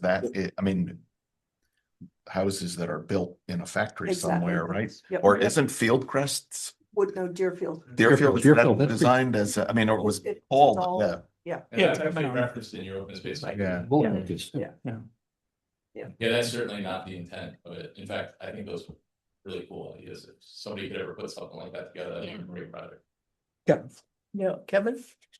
Oh, Yeah, so I'm in favor of that little conversation there because also, as you know, there's some distinctions even between modular and manufactured by definition. Yep. But the only thing, and I think Deb, you're going to wade in here at some point, is I also thought what we did with middle housing and when going out and looking at the middle housing in different parts of this town was invaluable. And I don't know whether it's appropriate or not, but I'd love to see, because looks. I'm not being predisposed, but on paper there's some, real upside here potentially for the town of Groton. But I'd love to be able to touch something, to see it, in that fashion. So, is it appropriate, Deb, that as a group, and I know there's some sensitivity here, that we went out to, say, the Enclave in Stonington and took a look? You can do a site walk. It'll be a special meeting and the public Yeah. can attend and sure. Okay. that's a good idea, I think. If you want to do it as a group, if you want to Yep. do Yeah. it two at a time, then it's not a special meeting and you can do it whenever. It might be Got it. easier if you do it as not a special meeting, just go Yep. visit. Yeah. But you should probably not talk about, if you go out there, you should probably, if there's any EG people there, you should probably Oh, yeah, not don't. talk to them about Please Yeah. don't. this proposal, Definitely. if we're moving for a public hearing. But you could say, hey, I'd like to learn more about the Enclave, and I think that'd be perfectly fine. People can do that now. Yeah.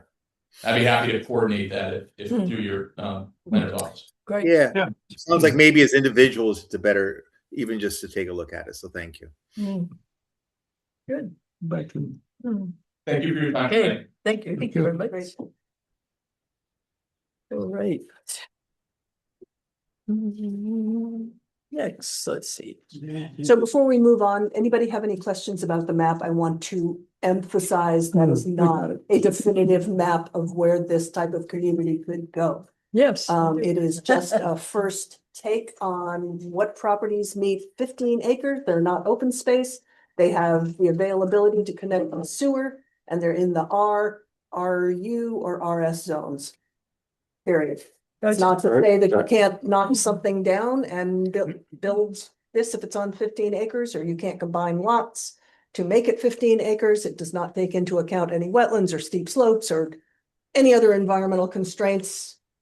It's just to make you think we're not just talking about these folks' property. Just so I can get a sense of this map. Got it. What, yeah, I know, but which one, are there any here that are 15 acres? These are all 15 These are all 15 or 15.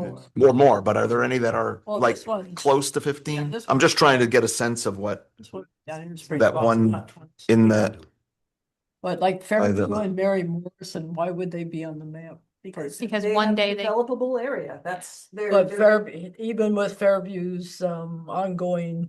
Again, this is just for. yeah, Okay, okay. I'm all just right. curious. Yep. And Mary Morrison, they're Same using thing. the school now more. Yep, and but there's excess land there where you could put a development. That's all it is. Okay. I'd like to request that the staff give us street addresses for these properties also, so that we can look at them on GIS and just get a sense We of. can get that going. Yeah. Where, how, just give me a sense of the no sewer area. Yeah, that was a question I had too. In 'Cause We would here- talk about like north of I have Ivy. the map up or out of 3. 24. It's on the, we'll grab the Oh. sewer avoidance area. Right. That's like north of, 184. Yeah. but the- Yeah, I mean. So sewer is allowed up 117 to center Groton, but the area beyond that immediate intersection is all sewer avoidance. It was something imposed by the state. to Yeah, no, I development remember. On the, Yeah, it within the watershed for the reservoir. right, yeah. And it was when they moved, I think that all occurred when they moved the pumps, something to do with the pump station in this. Yeah, right. City. It was funding for. Yeah, yeah. for the And then in order to treatment take that funding. we That had is to- correct. Okay. I remember. All right, It's a thanks, Dave. mystical school. Sewer. Well, you're quick. Yeah. It doesn't- I was gonna say. Not down below that, but I don't know how they deal with the elevation. So that yellow, no, what are we looking at here? So that's the green city. area sewer avoidance. Okay. Wow. So where the majority of these are. And what's Folks can catch. red? Outside Yeah. sewer service. So the red is, it can be extended there. Gotcha. Thank you. Okay. So slow. Yep, okay. You need to adjust again. All right. So the white area is, if sewer can be extended in those areas, and it's not already there. Yep. And if somebody wanted to extend sewer in this don't extend sewer area, You have to go to the state. you gotta go to the state to Yeah, do that. I mean, yeah, there's a process. There's a process. It's very difficult. Yes. It's extremely difficult. It's in the state plan of sewer avoidance. I've tried it. And I got it done, but Yeah. 2.5 years to do. Yep. Maybe too- easier to go to God. Pretty much. This property that you're proposing is in a pink area, is that No, correct? it's in white. Oh, it is in white. Yes. One right down to, well, the one they were talking about, so. Let's, Could we get this map with that Trees. overlay somehow? yeah, it's this one here, Yeah, it's right here. and then that's a tree one, so. Just close eye night, fine. Yeah, some of it is designated it's open space, right? A lot of it is. And, yeah, that's right. But you can see there's a lot of property there where Yep. sewer could be Yep. extended. Here's a hypothetical. All of, all of the town space that the town of Groton owns, if they wanted to sell a parcel of it, it'd be available for this kind of development. It's in an RRD or. 15 acres and all those other things, 15 yeah. acres. Right, so there is a lot of property on here that is not identified just because it's reserved open space currently. That's correct. Yep. And we made a judgment call that if there's, I mean, there are a number of apartment complexes in those zones that are fully developed apartment complexes. We didn't put those on there. Mhm. They're more than 15 acres, but you know, Yep, yeah. There's some statutes though about designation of publicly owned open space, and then if it's municipally owned and it's Yeah. given to the state. Yep. And shown on the state plan as protected open space. If you're going to unprotect it, I think the rule, don't quote me on it, but I think the rule is you have to then find equal land. That is correct. Yeah, we did that. We did We did that with the middle school. yeah, with the bills go, but it's very difficult. Yeah. I think it's more than 2.5 Yeah. years. I think, Yeah, I so, think it's done. Yeah. yep. Okay. Okay, so ready? Yeah. All right, next. Let's see. Okay, who do we have up next? Let's see. Yeah, this is very interesting. So drive-through facilities. Section 5.1-1C, so. Sorry, I'm the only show on tonight, so. Sorry. It's good for the environment. Thanks a lot. I'll talk to you guys. Thanks. I'll try to be brief, as this one should be a lot quicker than my last presentation. Again, for the record, Bill Sweeney, with Tobin Carver in New London. I'm here tonight on behalf of an entity called DTB Groton LLC. And DTB Groton LLC has been working with the town and with Deb's office for a number of months now, and he's exploring the possibility of a new drive-through coffee shop at 731 Long Hill Road in Groton. This is the Sunoco station, which is next to O'Reilly Auto Parts on one side. I think there's an H&R Block and a strip center. On the other side, it's across the street from sort of Bank of America. This property is available. It's for sale. My client has a contract on the property. DTB Groton is actually a holding company that's affiliated with Seven Brew Drive-Through Coffee Shop, which is not a coffee shop that's necessarily you might be familiar with. It was first founded in 2017, and it has grown exponentially. It now is in 38 states across the country. It is a beverage-only coffee shop. They don't serve food. They serve a variety of sort of higher end sort of coffee drinks and other beverages. It's one of the fastest growing beverage brands in the country. And they are looking to put a location in the greater Groton market because of the great growth that's going on in this community. Their model is a little bit different than traditional. They do not have large retail spaces. They are explicitly and solely a drive-through operation. They have identified the Sunoco station as a possible location for their new project. I do have with me Josh Klein with Stonefield. He is the designer of the project. I also have Rohan Kapoor. Rohan is with Seven Brew Coffee as well. We had a variety of discussions. I know Rohan had met with Deb before I was brought in. We've gone through a series of design sort of charrettes on a potential project plan for the site, which Josh is going to share with you in just a second. He's going to put up on the screen. But one of the issues that we run into is this piece is sort of a strange sort of infill parcel. It's one of the smaller parcels on Long Hill Road. It's only 17,678 square feet.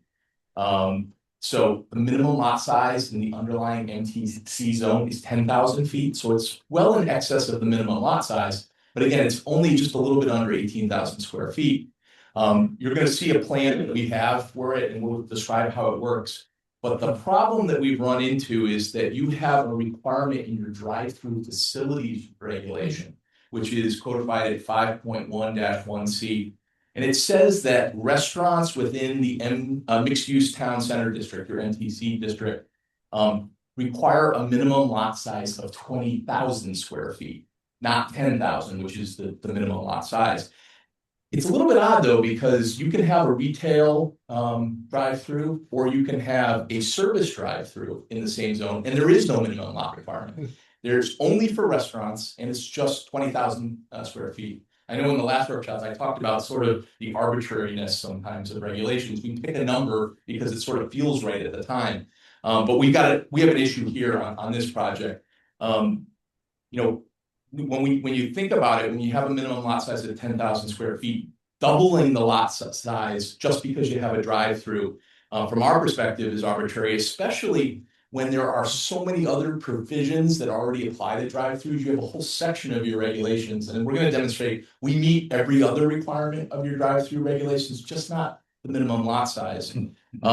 Coffee shops in general, the coffee shop industry is growing into smaller retail spaces, not larger ones. And so from our perspective, the 20,000 square feet is somewhat excessive, and we can actually do a nice project, a nice redevelopment of this small parcel on the 17,678 square foot parcel.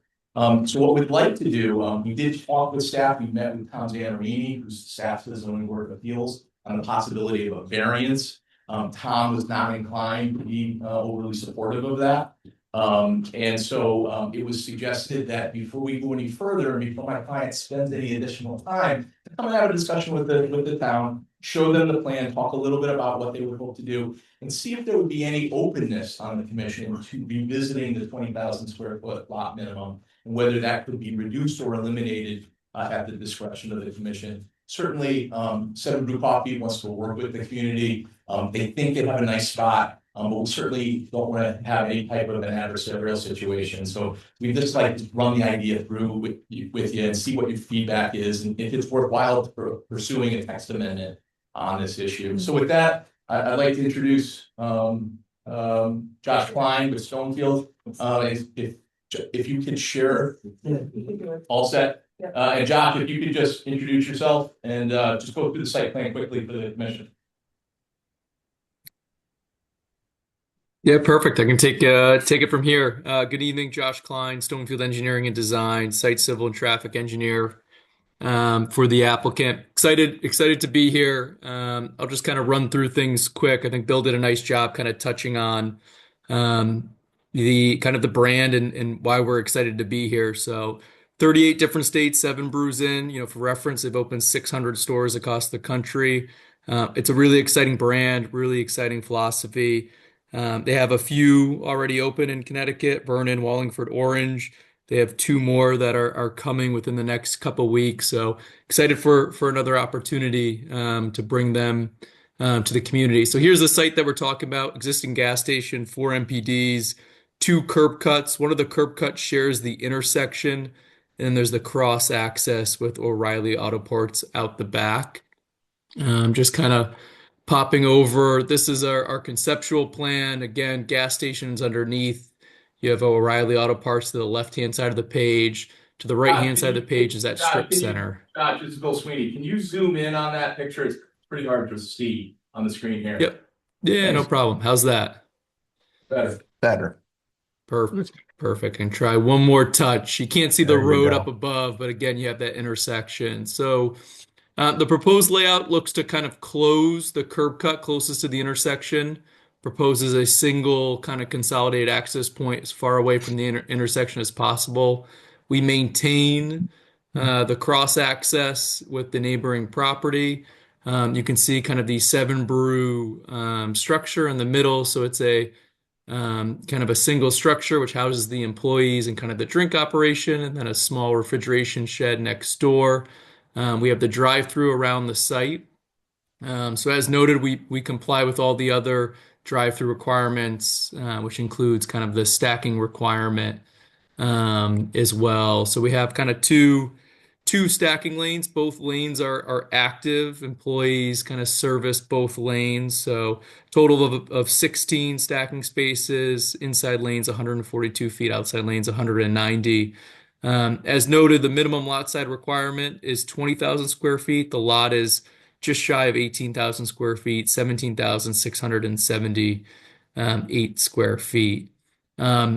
This is, employee only parking. Customers aren't allowed to get out of their car. It's a drive-through only format. So no one's allowed to kind of park on site and access the building. Again, customers stay in their car throughout the operation. I can go into the operations in a little more detail. I can answer questions, kind of, Bill. I can keep it short if there's a preference. But overall, we feel like the layout, kind of came together really well. There is a pass-through lane that goes around the building, adequate queuing to support the use. Again, that cross-access being maintained. And it's also a great opportunity to bring in a use and kind of clean up a site. Today the gas station does not have any stormwater management, very minimal landscaping. This site will introduce, new landscaping, stormwater management requirements will go into effect, safer lighting. From a traffic perspective, closing that curb cut that's partially in the intersection will be a real big benefit along Long Hill Road as well. Just a couple things to add. Working with Deb, we are proposing pedestrian access from the sidewalks into the site. There is supposed to be a pedestrian aspect to the MTC district. So we do have some outdoor seating as well. So people can come to the site and walk to the site, grab a cup of coffee, and actually sit there as well. So that there's an opportunity for that that's built into this plan, which is a little bit different than what Seven Brew uses in most of their other projects. We also, the closure of the curb cut to the west is a big deal. We have sort of a substandard curb cut right at the intersection. The regulations for drive-through facilities are really try to minimize curb cuts on the main road. So we're going from 2 to 1, which is a safer traffic situation. You'll see also we have a right turn out that's controlled in the newly reconfigured traffic pattern as well. It is subject to a special permit in the MTC, so this would come before the commission. We would have a public hearing component as well. In terms of stacking spaces, one thing is we don't have a drive. There is not a order sort of speaker. There is no board that an order board like your typical drive-through. Everything is done with a personal touch. So there's actually a sort of a barista, for lack of a better term, that will be there with an iPad as you pull in. It will take your order and then you pull through the queuing spaces and it'll be served to you at the other end. That's standing there? Person Yeah, standing. actually somebody's standing there, and that's part of the whole. If you go on their website and take a look, part of their whole situation is creating connection with their customers. Coffee brands are all about that personal touch. People get to they employ a lot of younger people, particularly people that are in high school and college. And the idea is to make connections with customers so people know what your order is as you pull in. You have sort of your regular, and that's really part of the whole experience that Seven Brew is trying to sell. Most importantly, though, we've laid out all of our stacking spaces to meet the requirements. Our sizes are right. We have circulation throughout the site. At Deb's request, we've preserved that cross easement between the O'Reilly Auto Parts, which would be really important for people who want to take a left out as well, so they can get to the light and to do that. So, and we have the pedestrian circulation from the from Long Hill Road as well. Really, Bill, yeah. you can take a left. From the signalized intersection, yeah, so you can come around, you can leave here and come out to the intersection if you need to. But not after you get your coffee. You Yes, can, because we have a pass-through lane, so if you get your coffee here, you just take a left and then you can pull right out like that. You circle around and go out if you want to go out that way. I don't think people are gonna do that. Go for Burger King too. Depends on the coffee. If you want to take a left, you have to do that because Yep. DOT is not gonna allow you to take a left turn out of a reconfigured space. It's right turn only out now on Hill Road. I noticed the other locations in Connecticut. Have you run into this lot size problem in those other locations, or have you always been able to? Do they have a similar kind of regulation? You do? Josh, can you respond? The question was, has issues of lot size ever come up in any of the other communities here in Connecticut? Yeah, we've worked with Seven Brew in Connecticut and beyond, New Jersey and the Midwest. The projects that I'm familiar with, I didn't personally work on the 3 that are open right now in Connecticut, but the ones I've worked on beyond we haven't ran into lot size. It is common to have special permit requirements. But what we do see sometimes is the Seven Brew use is unique in the sense that it's a kind of a smaller format drive-through only model. And so, having a requirement, but that might have been, when it was put into effect, not really, meant for kind of modern drive-through uses like this. We have found that, and, kind of had to work through it as part of the approval process. Do any of your other locations throughout the country have seating, or is it all drive-through? There are locations that have kind of the seating in front, but again, everyone has to stay in their car. Like an outdoor kind of Yeah. space. Can I jump in here just for a minute? Sure. So one other issue here, drive-throughs are allowed by special permit in this zone as an accessory use to a restaurant. Right. Okay, so a restaurant being fast food, standard, right?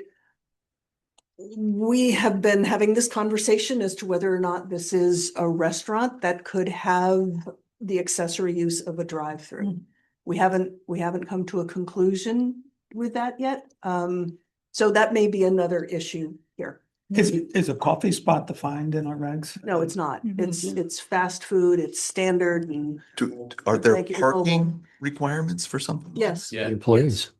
For the employees, but not for, no, it's minimum of 5. It doesn't differentiate between They were employees. sort of thinking this is fast food, but There's no don't food. go in and sit down and Right. like you. There's some. There's no food. How did we handle Jew sushi when it was just in the middle of a parking lot? That was before these regulations. It's a 1-hour photo. Yep. It was a drive-through then.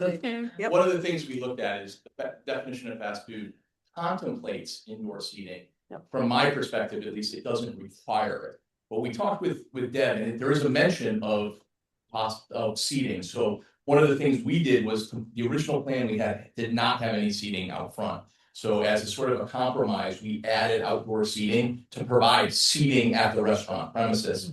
The model that we're doing here in Connecticut and at this location is not a sit-down restaurant. It is truly a drive-through experience. And that's really sort of an industry movement as well. It's really not the old days of the 3,500 square foot McDonald's where people would come in and have a meal. And then have a drive-through too. Those are over. We're looking at smaller, more transient, customer base, pass-through traffic coming through. And so on a small lot, a use like this makes a lot of sense. And from my perspective, if we can meet every other requirement of your drive-through regulations and we can show we can fit it here, it seems like the minimum acreage requirement is somewhat arbitrary. What does the extra 2,400 feet really do for you? well, at the end of the day? what it does is it provides that space for cars to maneuver when people want to go inside, which is always a problem with, it seems to me, when you go in, if anybody eats at like McDonald's or something like that. You pull in and there's a line going across the middle of the parking lot. Well, and that's why this was so important. Our original plan, we had issues with the pass-through lane. So one of the key things here is we needed to show that we had an unobstructed pass-through lane around the drive-through. That wouldn't prevent somebody if they turned in and wanted to get out to the reciprocal easement, or if they turn and they go, I don't have time for coffee, I changed my mind, I want to get out of here. You have the ability to navigate through the site. And that's actually a requirement in the drive-through regulations. You have to have the provision from stacking lanes being separate from aisles. So you need to have that separation. So this is a revised version of the plan to establish a true pass-through lane around the entire development. Is it tight? Yes, it's definitely tight, but this is a tight lot. And the question is 20,000 square feet absolutely necessary to have a drive-through, or do you defer to your special permit authority, which you have to go through a special permit for this, to review sites like this on a case-by-case basis and say, hey, we're satisfied that you've addressed traffic and circulation issues, you've addressed issues of safety on the site or not. And my suggestion would be is if you were amenable to loosening the 20,000 square foot minimum lot size, all of those issues can be fleshed out in the special permit review. All right, can I be the guy who asks Hannes, the guy in the outer lane, get the coffee? Yeah. Somebody walks it out to them. Is Rohan on the call? Someone walks it out to them. Yes. Someone walks out. We promote him because Rohan is with Seven Brew, and Rohan explained to me, because my first question to him, Commissioner Hudsack, was, what if I'm on this outer row? How do I get my coffee? This is before I understood how they actually did things. Do they do it with roller skates like they used to? Tubes, right? That would be really cool. Rohan, can you hear us? He's getting. Okay. Hey, can everyone hear me? Yeah. Yes. Yeah. Thanks for your time today. I know the weather is not the best of weather we've got here, but yeah, I think as Will was saying, the model is a little bit different in the sense that we have what we call texters.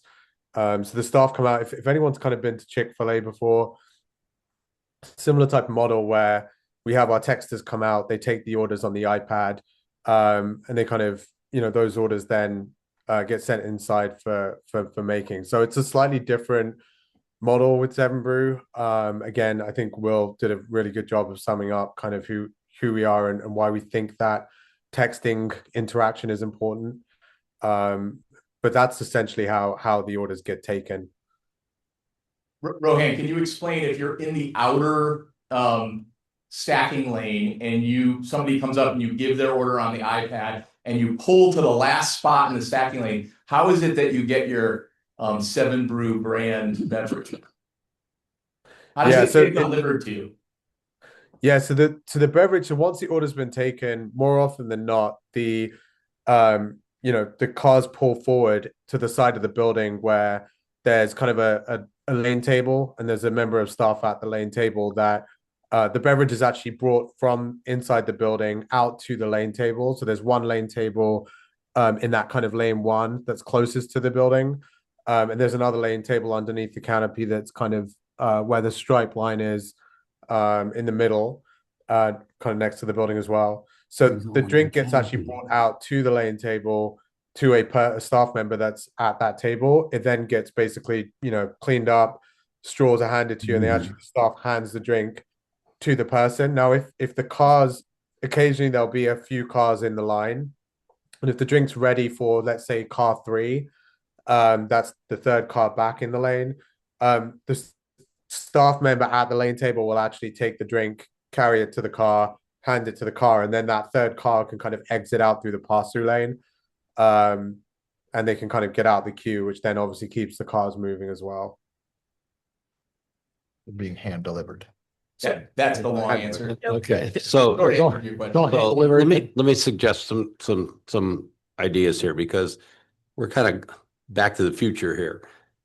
There was a point in time when I first started working in the planning profession in Syracuse, New York, and Onondaga County, where we had a regulation for drive-in food.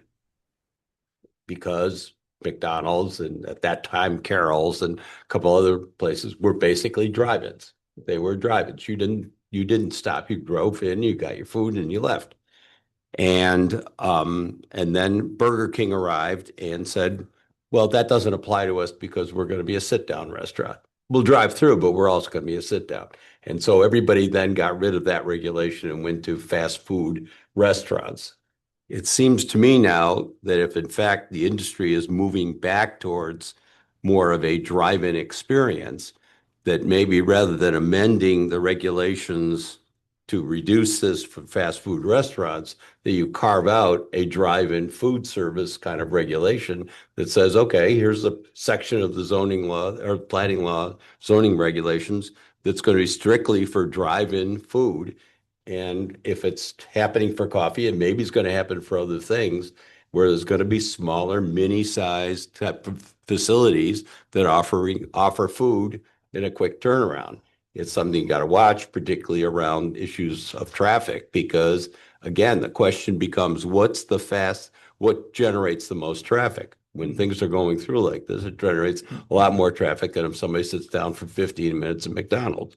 So it just seems to me that I guess I'm feeling that maybe throwing out, changing from 20 to something like 10,000 for all fast food just doesn't seem to make sense, but maybe carving out a special thing for this type of use, because it seems like it's a good use of the property. And I'm also questioning why the zoning board of appeals didn't even look at this. So, Well, it's still an active. You said Sunoco's still active. It's still open right now. Yeah, a ton of traffic But through for there. sales, so they're looking Yeah. at concepts, and I think that the people of Groton would be happy to hear we're getting rid of a gas station. Well, and it's, sure. as Josh indicated too from Stonefield, there's no landscaping, there's no stormwater Right, treatment, it just pours off exactly. the back. I mean, it's old and it's an obsolete site. Right, So- well, I guess the question would be for Deb, what do you think would be the easiest way if the commission is inclined to go ahead with this? Well, I mean, either way would work. I think I'm still going to have the issue as to whether or not this is an accessory use to a restaurant. Right. And Jim's suggestion would Take care of that one, by right? creating a new category. But we'll have to We- say no inside eating. Something. Do we have like a concession? So reaching back to my permitting days, Stonington's got something for concessions, which is We don't, yeah. just beverage and food that you don't cook really. There's no real cooking. You That's their warm retail things up. restaurant, which is a Yeah. nightmare, by the way, which you're gonna be dealing with later. Yeah. Right, Yeah. I think- But I mean, there is something similar to that with a function, and I'm hearing that people can come and sit. How do they order their drink? Is there a concession window? Yeah, Or do there's, they? oh, I'm sorry. Go ahead, Rohan. Can you, again, we sort of modified the plan at Deb's request, so, but I'll let Rohan, Yeah. if you could explain, like, somebody who wanted to sit there, how would that work? Yeah, so we do actually, so at our sites we do have the ability for folks to actually walk up. So for example, in our Vernon site, we're in the Tri-City Plaza there. We do have the ability for folks to kind of walk up to the building, and then what happens is instead of a texter coming out to your car, a texter actually comes out to you through there's double doors kind of on the other side of the building, in front of that kind of cooler area where the tables are. So a texter would actually come out. There's a menu board up there as well on the side of the building in a light box. The texter would come out, take your order. Again, the order would obviously go into the building, be prepared, and then the texter would actually bring, or a barista would bring your drink to you. So if you're sitting at the table, they'd kind of bring your drink to you at the table. Are we getting into too much detail on that? Because aren't we just mostly talking about is the size? Yeah, Appropriate? I think the question That's it. is, that's the only issue that I Okay. brought before you. So we're not doing a site plan review right now. No, but he's. I have some real issues with the site plan, by the way, but we're not doing that issue right now. And we're not talking about, I just realized that we're gonna cover the entire area with a canopy, right? Is this the whole thing got a canopy over it? It says I picture have right a here. representative picture. That's not exactly what it is, but that's gives you an idea. Okay. I think what's being asked of us is to do a text Yeah. amendment, and then so I'm thinking, what are the implications of this? So I got like a list of things.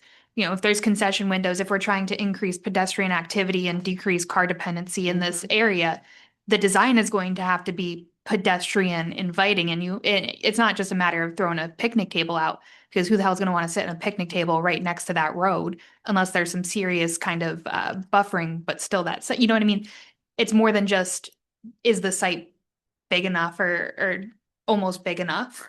If we're going to be going for a text amendment that either introduces a new type of use or potentially increases permissiveness, these are things that I'd be I concerned think this about is before. a different type of use because we don't think of this anymore as being a restaurant. Right. No. I'm not We also opposed to go to a it. restaurant and sit down and use their restroom. That's why a restaurant. This is not that at all. This is back to original McDonald's. You walk, Right. you stand Yeah. up, and then you walk back to your car because there aren't even any picnic benches. Exactly. I made the analogy of it's like an old school ice cream shop, like a Dairy Yeah. Queen, where you Right. walk up to the window. It's very much like that with a drive-through centric for 2026. We have such a Dairy Queen. Yeah, no, exactly. So- No, it's much more like that than the traditional old school McDonald's or Burger King. You know, Well, except that you walk to Dairy Queen, you don't just have to be in your car to do it. That's correct. And so really, that's the question here. I mean, it's what type of text amendment, if any, would you all be willing to entertain? That's the right question. Well, what if we reduce the requirement to 17,000, right? So Change that number. But that would- Well, then we're still applies to gonna have the everything. issue, Yeah. I'm gonna have the Yeah. issue still of whether or not this is a restaurant Restaurant. and whether or not the drive-through is accessory. So I'm going to be asking for, an interpretation from the zoning official Uh-huh. on that. Well, then would it help to call it something different? Well, that's just it. If Yeah, that- if like- you all are to- comfortable with that type That's of what I'm trying to use, see would be the easiest. but of then those. thinking about where you want that auto-dependent use to be in what zones. Well, and I think the other thing about auto dependence, yeah, we're all trying to get away from As a that. drive-through. We're all trying to get away from auto dependence, but this is a difficult site. Yeah. It's obviously something that's a really interesting Concept. business to have in town. When you have Starbucks is essentially a drive-through. I That's mean, when right. you see the It's lines next to a there. it's next to it across the street from a car parts place. This is an auto-dependent Yeah, intersection. That's what I heard Commissioner Goff Yeah, this- say is if there's one place in town that's auto dependent, it's this area. and that's fine, and I would be Right, happy to okay. concentrate these uses there, and I'd be happy to So whatever the expand easiest way is. available. Seems like options. it's where you would say an accessory. This is the auto This is the dependence is of the primary use. Right. I mean, it's still food service. I mean, Yep. ultimately, the ultimate, but I would agree with Deb that the drive-through has a larger component to the use, but the fundamental use is still food service. I mean, that's what we're doing. It's just the vehicle in which we're doing it is a little bit more intense than the traditional, truly subordinate accessory use. Two off-related questions. Did you need two of the stacking lanes to meet the requirements Yes. of, you did? Yeah, because you have a requirement for 10 stacking spaces, and you also have like I said, you have very strict requirements. You also have dimensionality requirements to get turning radius. We can only put so many in the line. So yeah, we do need the second lane to get to the 10 spaces of stacking, So our regulations drove you to put in double lanes. 100%. On the small lot. Mhm. That's right. Yeah. That's right. Yeah. I mean, another option is to not make this accessory, that drive-throughs are just allowed uses. Yeah, right. And not necessarily accessory. I mean, That's there's what a it's number of sounding like. Options if you are comfortable with this sort of text. And- Because even though it is food service, it is not a restaurant. That is correct. Mm. That's right. Okay, so it is a different type of food service. How's a bar handled, right? There's plenty of bars that don't serve any food. But they don't have drive-throughs. Not yet. Texas, they do. That's what it is. In Texas, they- That's, Yeah, Texas, you definitely. yeah. But I know when Untapped thing. but thinking about it, like if they weren't proposing the drive-through, would we even be having this conversation? No. What would you be classifying that as? No, then we would be arguing about the issue of whether a restaurant requires seating or not. Mhm. You know, Right. a good example, I think there's a place, near where I live, it's a Chinese restaurant. There's really no seating in the place. You place your order, you go, you pick it up. You actually go in, there's no drive-through there, but you go in, there's no seating, but it's certainly a restaurant. It's in the business of providing food, but it's really for takeout only. Yeah. So I think you kind of shot yourself in the foot, Deb, by providing that map for the previous one, because I'd love to see a map like that before considering a text amendment. But I do like the idea of concession type restaurants like they're proposing, because it sounds very concession to me. Because when I think about the types of places that people go and connect in that, I hear a lot from, my friends in the community is everyone wants that sea shack, right? Where you can walk up and get your ice cream cone and your fries and just kind of hang out for a minute and then go. You're not there for an hour. Not on Route 1. But why not on Route 1? See, that's the thing is we keep driving towards, we want more people walking around. I'm not going to get out of my car for just anything, right? But if I can walk and get myself a coffee and then I can walk and go check out Boots at Trove Boots, right? And I can go across the street and then go get my lunch or go shopping at hopefully a renovated Benny's Plaza. That is something, right, that someone's going to park in one spot and then start circulating that area. So I would be really interested in seeing what a text amendment that would allow a use like this that maybe has more creative and flexibility option. I don't want to say permissive per se, but I'm kind of saying permissive.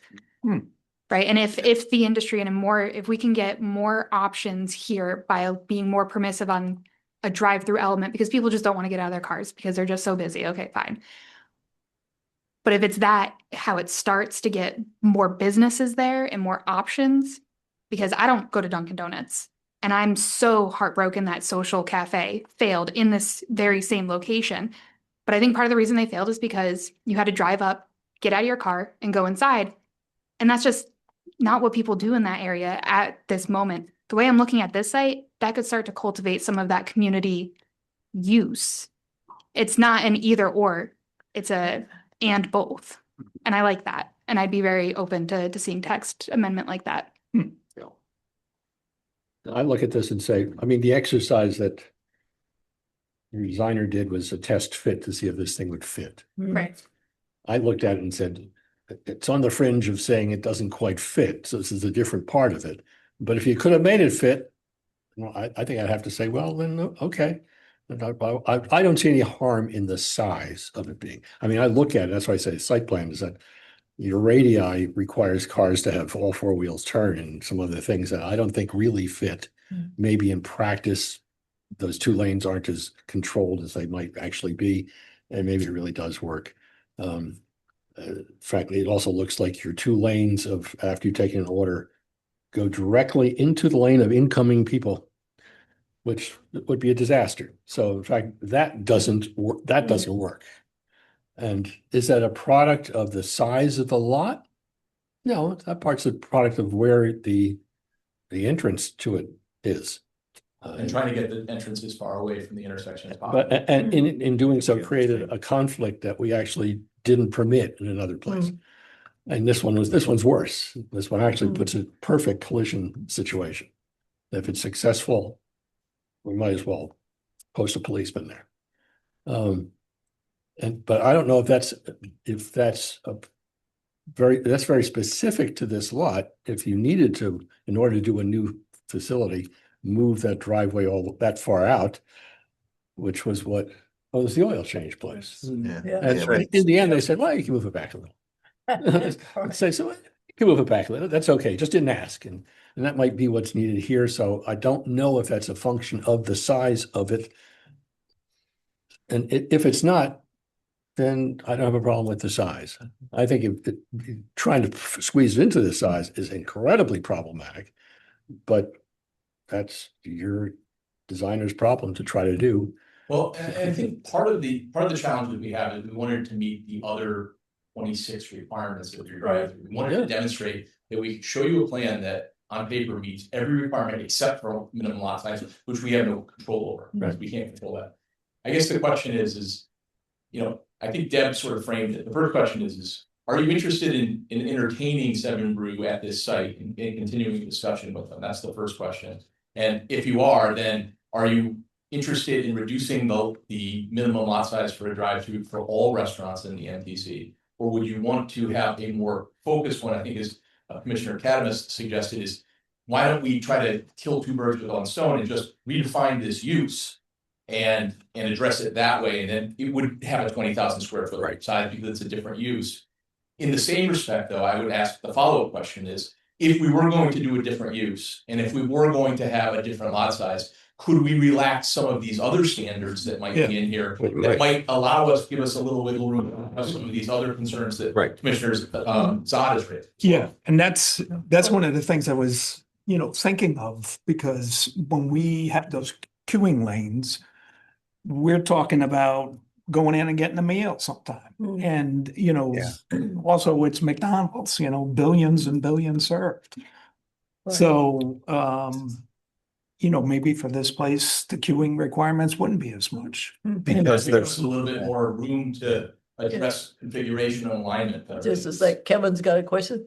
Yeah, no, well, so I want to answer the question. So I think the answer is, and this is for myself, I'm not saying for anyone else, we would like to entertain this because we see the change as far as a cultural change. I mean, kind of like in data centers, when someone said it's a telecom center, a telecom is not a data center, but this is a new use. I mean, even look at, the general cultural public taking place. If you watch Landman, all the oil workers stop at the coffee shop in the morning. I know that it's not the same type of risque use, but the fact is this is where the market is going.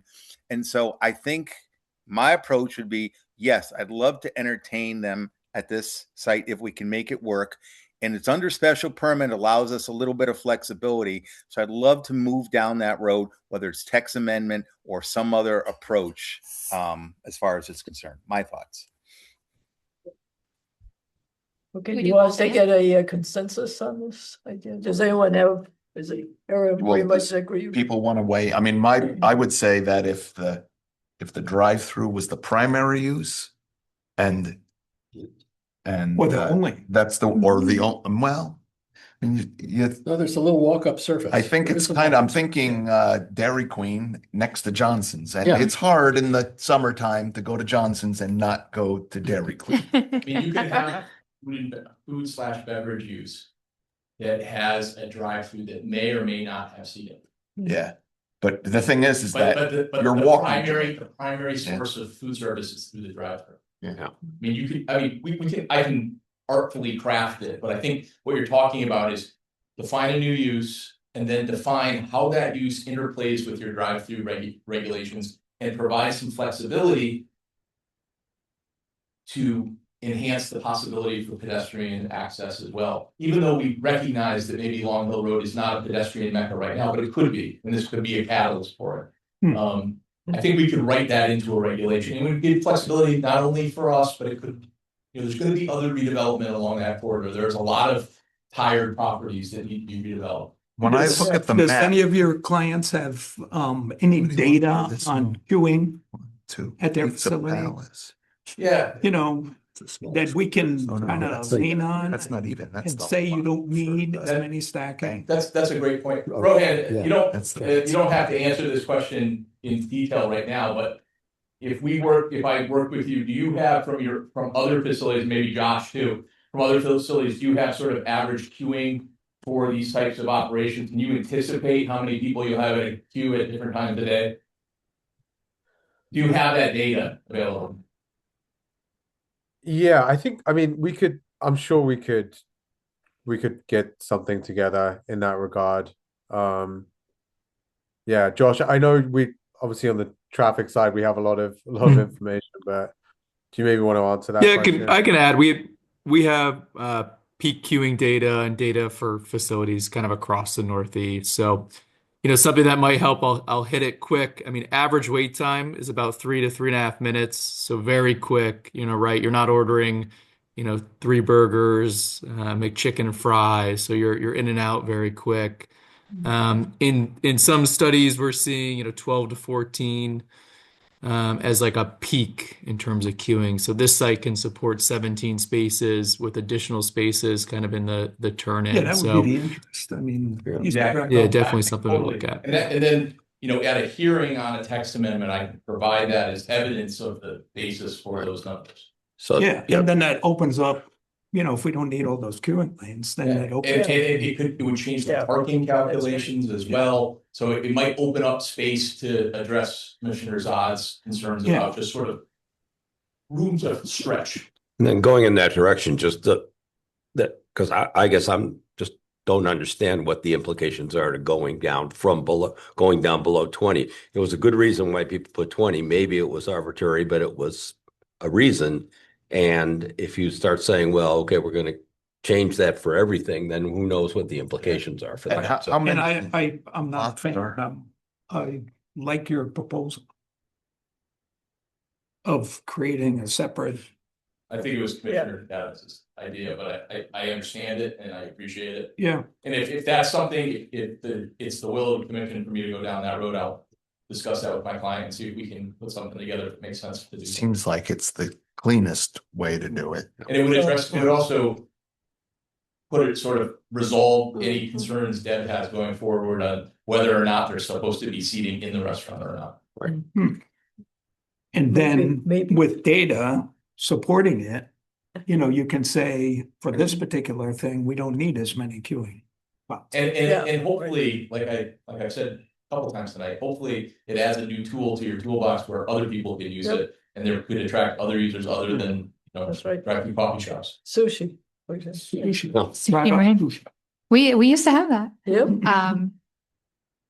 so, okay. that sounds- How many lots are this small? Sounds like, in- Yeah. There's not a lot, there's not many of them, right? I mean, I'm looking at the map here and I can see Very, very few. there's Tom- Citizens Bank maybe is the only one. Tom Santorini and I went through them and Tom gave a list. He went through and did all the drive-throughs, and they're all like within like 0.3 of an acre, give or take. Went through, this is one of the smaller lots. I can get that data. I mean, I guess my question would be, what else do you do with something like this? Yeah, and so, if you told us, hey, listen, we're not interested, and my client was still adamant, hey, I really want to try this, my only remedy is to go to the zoning board of appeals, and my only argument is this isn't gonna be a gas station any longer, it's for sale, the tanks are gonna be ripped out, within 90 days of them closing, what are we gonna use this lot for? And so that would be my argument, I don't know if that would win at the end of the day. We got an empty movie theater Yeah. sale. I mean, it's not just going to impact going down on the lot size, though, if we create a new use type. And I guess my only thing would be, could we keep it as a special permit, having the drive-through on it? Because that's really what we want to Yeah. keep a Yeah. control of. Special. I think It- everything the same, in terms of where and. We'll think, I don't know, We'll think about it. Yeah, But okay. for Mr. Sweeney's point, though, Yeah, both and, right? Can we Yeah. pursue this while allowing his client to move forward on what was it, a variance? You'd be Yeah. looking for a variance out of them, It but was- out of us, No, That's we can't do anything. We'd have to do a text amendment. We couldn't make this it's like. pretty clear, Tom Zannarini felt very confident in saying, your hardship is that you want to put this thing in here. You don't, there really isn't a hardship associated with the land. It's because that's what you want to do. Yep. And he said the commission has denied a number of variances that have come to them. self-imposed. Basically, Yeah. it's self-imposed. That's right. So it has nothing to do with being 3,000 feet square feet too small. Connecticut does not. Nope. Recognize the de minimis exception. Some states do, where say like your bill, you have to have 20,000, you're at 19,999. It's a de minimis difference. Some states let you get a variance, but Connecticut does not. And this isn't something we can solve through special permit. No. All right, Because the way the regulation is No, written. it says it shall. Mm-mm. And fantastic. but this is why the calendar numbers come back to bite you, that's why it's. Yeah. We changed all our- Yeah. That's right. Yeah. But, Alright, okay, text well, I amendment. think that sounds like a good plan. Well, I appreciate That's your okay. feedback as always. I'm gonna leave now. I know you have another one of my items in Stonington on your agenda. Yeah, I know. One little it's actually, it was just raised. Is there some reason that the site where the movie theater wasn't approached? Because that seems like it would solve everything 'Cause it's- and allow for some pedestrians. Because it's giant and doesn't fit their It's- model. Well, actually, they wouldn't have to use the whole thing, but what they actually propose, at one point, they put one out there and says, oh, we're thinking of a fast food thing there. And they showed about Yeah. that. And I was horrified, but if they wanted to, fine. I can't comment on. Okay, I just wondered if that was. Yeah, it's not typically, I'm serving as a zoning attorney on this. Okay. I'm not involved in the transaction. That's like a business issue. Yes. Yeah, or if, I just wonder if they knew it was there. Thank you for your time. Okay, thanks a You're lot. welcome. Thanks, Bill. Thank you. Nice. All right. Thank you all. Appreciate your time. Yeah. sure, Thank you. Thank you. Thank Now, let's see, on to Stonington, right? Oh, Oh, good any camp. new applications or referrals? No, we don't have any. No, other Okay, than so- Stonington referral. So town of Stonington, the fish camp, does anybody have any issues or anything with it? No. Any foreseen impacts on the town? Yeah. No, there was Not- Yeah, signs. costs, yeah. Exactly. what are they- My only, what are they my doing? only concern would be whether or not Putting there's seats going to around the be tables they already had. some type of, some type of restrictions put up, signage or whatever by the fish camp for taking beverages outside the premises. Hmm. Because just would seem to me that that's a potential issue here where people are walking around with open containers in downtown Mystic, like, you're getting an ice cream cone from the drawbridge ice cream shop. Now all of a sudden you've got a can of beer from the fish camp. And it just seems to me that there's got to be some restrictions that says this has to be consumed on the premises. How you enforce that exactly, I don't know. But and then the other question I have is, which is really probably what Stonington is asking about, the building doesn't appear to have 20 seats. And so how they go from Well, 8 to it does. 20 seats is a very interesting question. But it is supposed to be a walk-up takeout thing. That's really their problem. But my main concern would be whether or not there would be some signage and restrictions relative to that. This isn't a toy store? Yeah. Yeah, toy the store. old- Yeah, but the Connecticut, there's no go cups in Connecticut. You cannot take liquor outside. Right. Right. But like any bar, Hmm. but Yeah. but it was impossible before. I have a And little they- insight into the liquor commission these Exactly. days. I don't want to but- talk right. unless you want to, like, it's in our applications. Yeah. So Stonington's already approved Yeah. liquor use in that Right. building with a condition on the special permit for it. But we must have signs inside that says drinks cannot be taken from the. Oh, Thank you.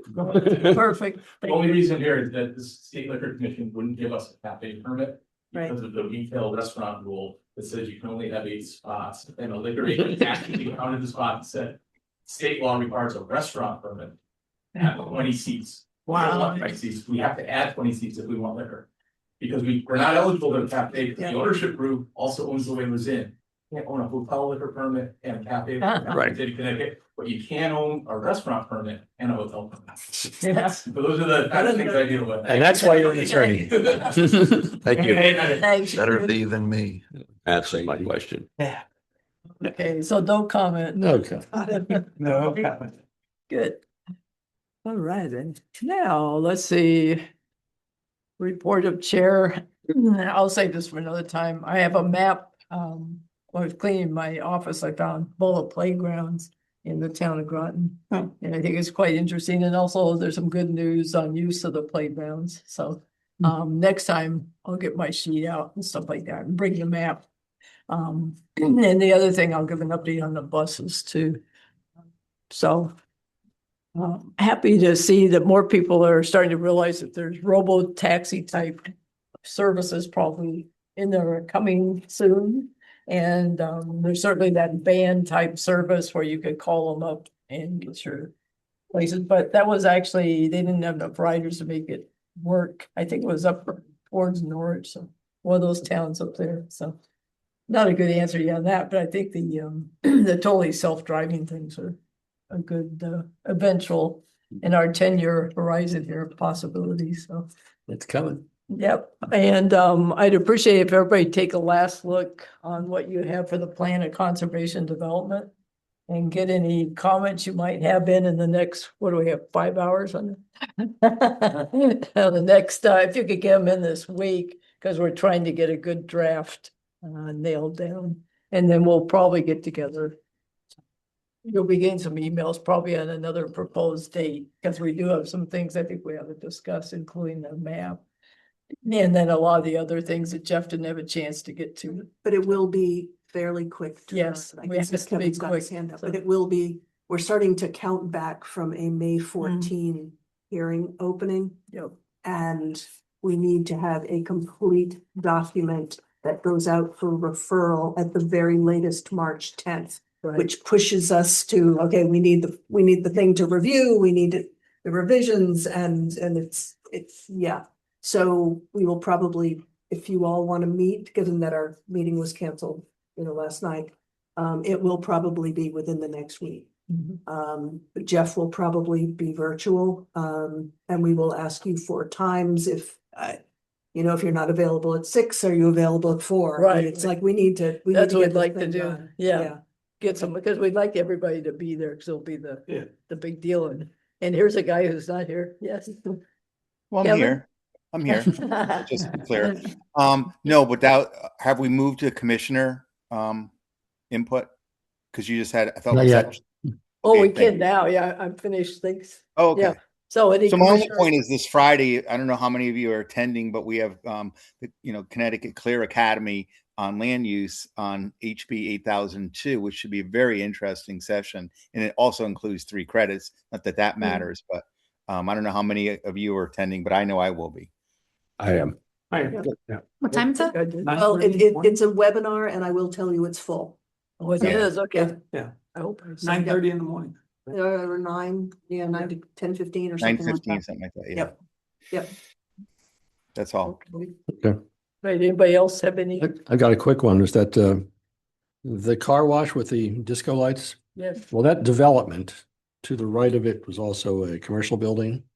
And part of the plan that we approved required a connection between that and the existing commercial building to its south, which has the therapy people in it. And that was a way to get them out and to be able to make a left-hand turn because there's a light there.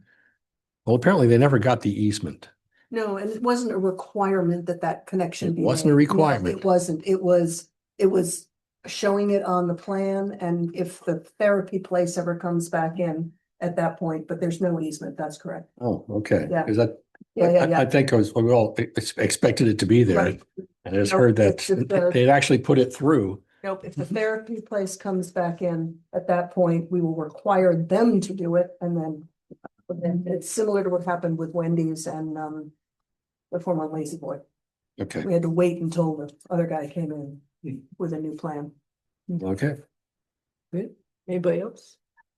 Okay, staff, anything? I was just gonna go over the POCD hearing stuff where it's coming down to crunch time now. I know it's really 5 months away, but it's not. So, Yep. yeah, No, we all get, Yep. especially me. so we will pull you on availability for over the next week, hopefully, before Tuesday, just to really Yep, finish this up. great. Okay, so motion to adjourn. Well moved. Second, All right, thank you very much. it's for you to sign because you were secretary. All right. That.